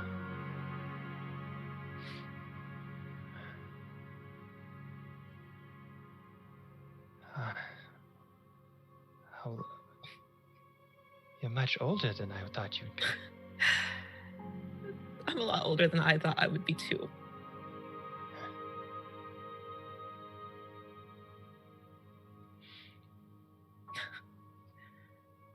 I'm sorry your clothes are still wet. I would have brought you a dry pair had I known. I don't think it would do very well. Probably would just come through me as well. Worth a shot. Do I get to come with you? I don't think so. Oh. Okay. Will I ever see you again? I think you will. But whatever's holding you here, you can't stay. I let you down, though. I went out to that ice lake. No, I no, was no, not no. supposed to. You said I wasn't supposed to. She goes to like touch her face, but she can't.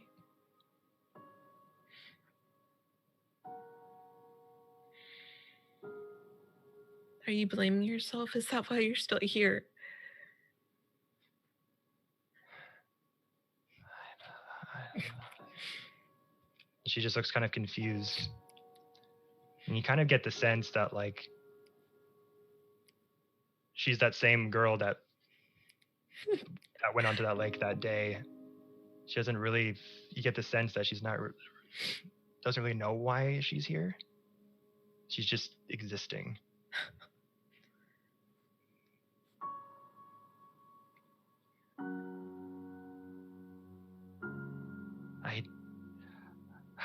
I sent you on this path. No. If it wasn't for me, you wouldn't have done all the things you've done.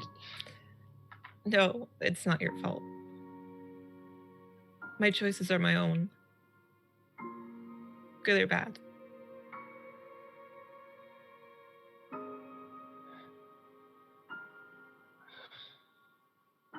What do I do?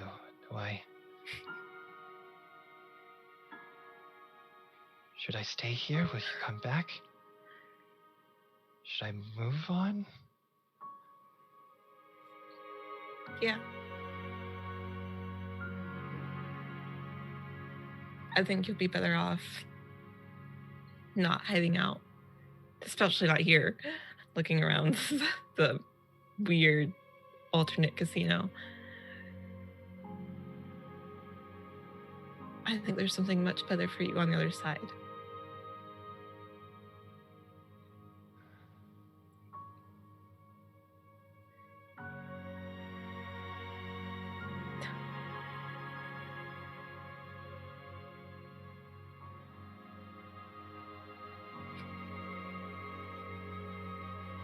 Are you sure? Yeah, I am.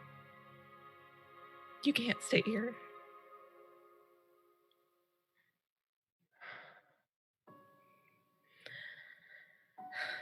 What if you're in trouble, though? What? I can warn you. I could be of use. Sweet sister, I am always in trouble. But I have friends to help me out. One of them is the only reason I got to see you. Maybe I'll meet them someday. I think they would love you.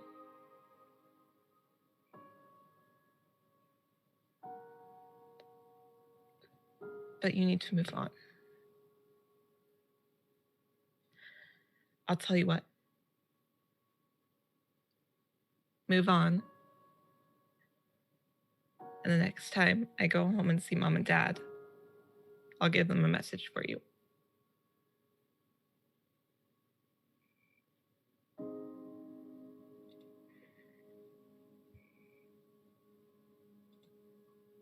Tell them I'm sorry. I didn't mean to be bad that day. If I caused them any grief, I'm sorry. I don't think it's you who has to apologize for that. I think they would just be happy to know that you moved on and you're okay. Have you talked to them? No.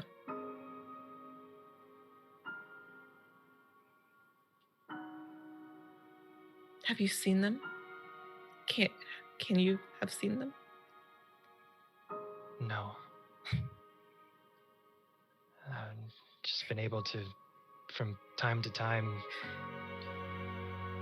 be able to come to this plane to see visions of you and what you're up to. Yeah, Always that in makes sense. between. Well, you don't have to do that anymore.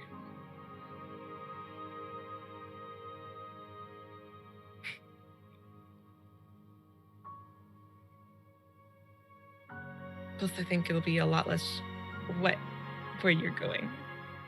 You'll probably enjoy some nice sunshine. I guess spending a whole day in this dress would be...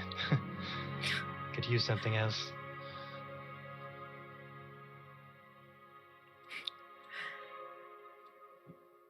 Go ahead.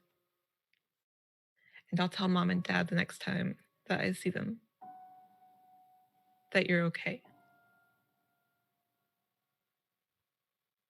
And that you love them.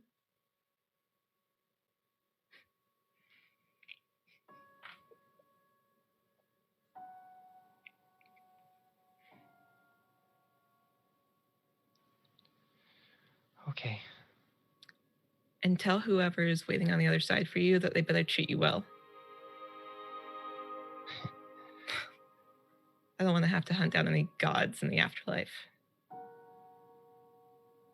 You seem to be doing a pretty good job with that on your own. Doesn't mean I enjoy it all the time. But I want to make sure you're taken care of, even if I can't be the one to do it.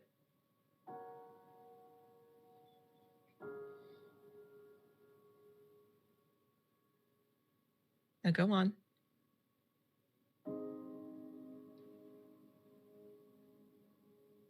And she And looks... I love you. I love you too.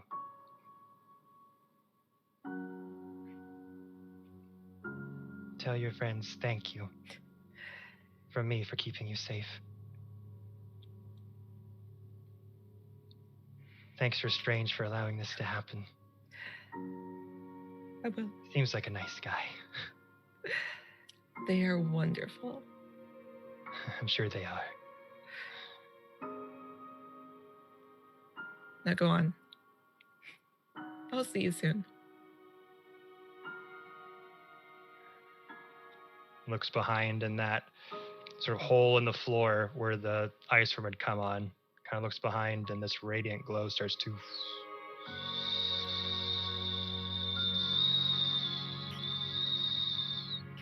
swirl and become bright, and this sort of grayscale wind, the static in front of your eyes is kind of getting a bit hard to see.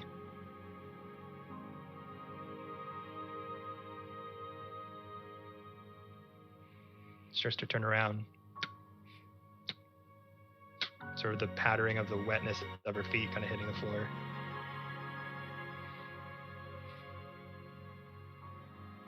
I'll always be with you, sister. I know. Beryl's kind of a dumb name, too, just so you know. You would think that. Tell you what. Someday when I'm ready, I'll go back to Ariadne. I'd like that.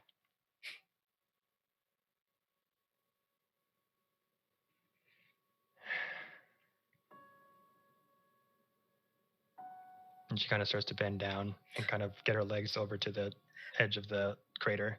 Kind of puts her arms on the edge of the broken floorboards. Be careful. I was never one to be careful. Obviously.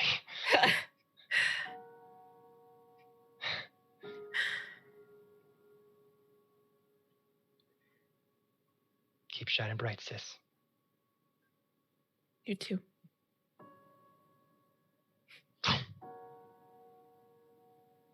Just falls. That shining light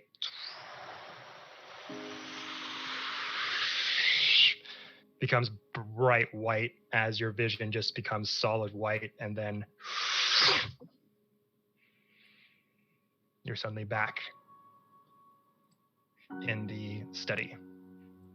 And Sir Strange, you've been holding on to Farrell's hand this whole time and feeling varying degrees of tightness as she's just been sort of almost crushing your arm around the hand as these various sort of pulses are coming through her body. And then suddenly everything subsides.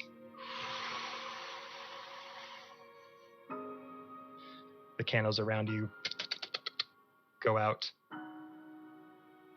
The panel on the window goes up. All of the sort of wind that's been flowing in the room sort of subsides. You open your eyes.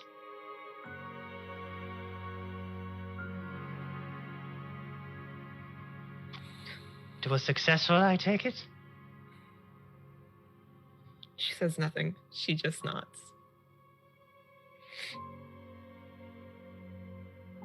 Good. Mr. Strange, thank you for your assistance. No worries. And with that, she places the Severic orb down the pedestal, with tears streaming down from Farrell's face. That's where we're in the stream. Can I at least grab the necklace back? Ah. I want it. Of course, yes. Cool. Kind of gives you the necklace back and puts the sphere away. As a final thing, as tears are just falling, she'll put the necklace on and pull out another hanging around her neck. That is a moon. She'll put the star next to it. Aww. End scene. And that's where we're in the stream tonight, everyone. That was so good. So, thank you all so much for tuning in tonight. Welcome back, players. Cool. I cried twice today. Hope you all enjoyed that. Feels good to be back in our usual happy, weird antics and sad tears by the end strategy. But as always, keep safe out there, everyone. Thank you all so much for tuning in. And yeah, we will see you all very, very soon. Bye-bye. Bye. Have a wonderful time.